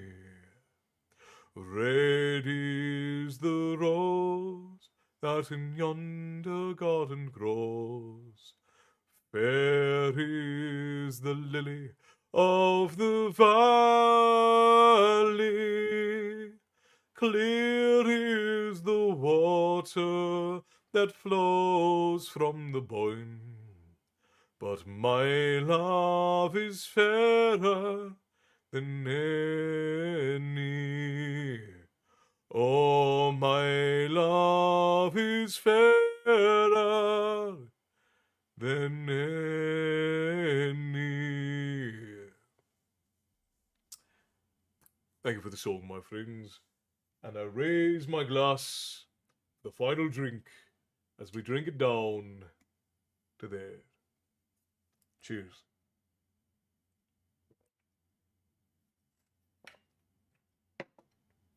Good night, Ashley. Rest well. Give Mateus a big old kiss from all of us here at the tavern. I appreciate all of the barkeeps for holding up the bar for us and keeping everyone safe. Jazz, I'm glad that you enjoy. I really am. Tyson, you said I found my way into the tavern through videos on Facebook. Point to it. You will find more people who will find you if they have a place where they can come to, because you only grow when you're live. I'm going to figure out if Facebook or YouTube is better. YouTube runs the risk of needing a mod in streams for a while, though. You don't really need to worry too much about mods when you're small. Most of it you can deal with on the back end. What you need to focus on is what kind of static content you're going to make, so that you can grow that way. It's a ghost I'd rather not have haunt me. When you are only streaming to 5 to 10 people, you don't have to worry too much about moderators. But when you get into the like 15, 20 to 100 range, then you have to start worrying about people coming in, because people will click on a stream that has 15 people in it just to see what's going on, and some people will come in to ruin it if they can. Well, saying thank you. Well, thank you, Jazz. That's a fine compliment coming from you. I appreciate that. Allison, cheers. I'm glad that you came in. I hope you enjoyed yourself. Your first night. Is this your first night in one of the story times? I did as well. A very old friend of mine was posting early tavern vids.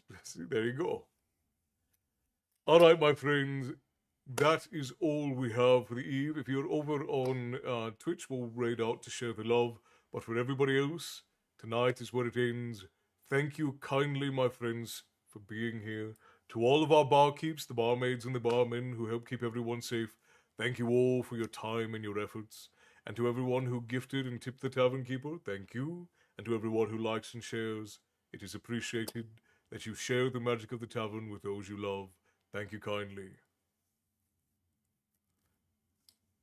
That's correct. That's correct, Matty. When you're getting regularly over 15 people, that's when you want to have more mods because then you have a risk of people who you don't know coming in. Most of the time when you're between like 5 to 15, it's usually just people who you know. It's your regulars, the people who are regularly supporting you. So, of course. Months ago. Oh, yes. Yeah. Well, I'm glad you made it back, and I'm glad that you enjoyed yourself. Uh, Thank you, my friends. And to everyone who is new, I'm glad that you decided to give the tavern a chance, and I hope we did not disappoint. And while it is sad that we are off for the evening and we must part and the tavern doors must close, they will in fact open again the very next time that you seek a story. So until then, my friends, I will bid you all stay bloodthirsty, and I will see you next time. Good night.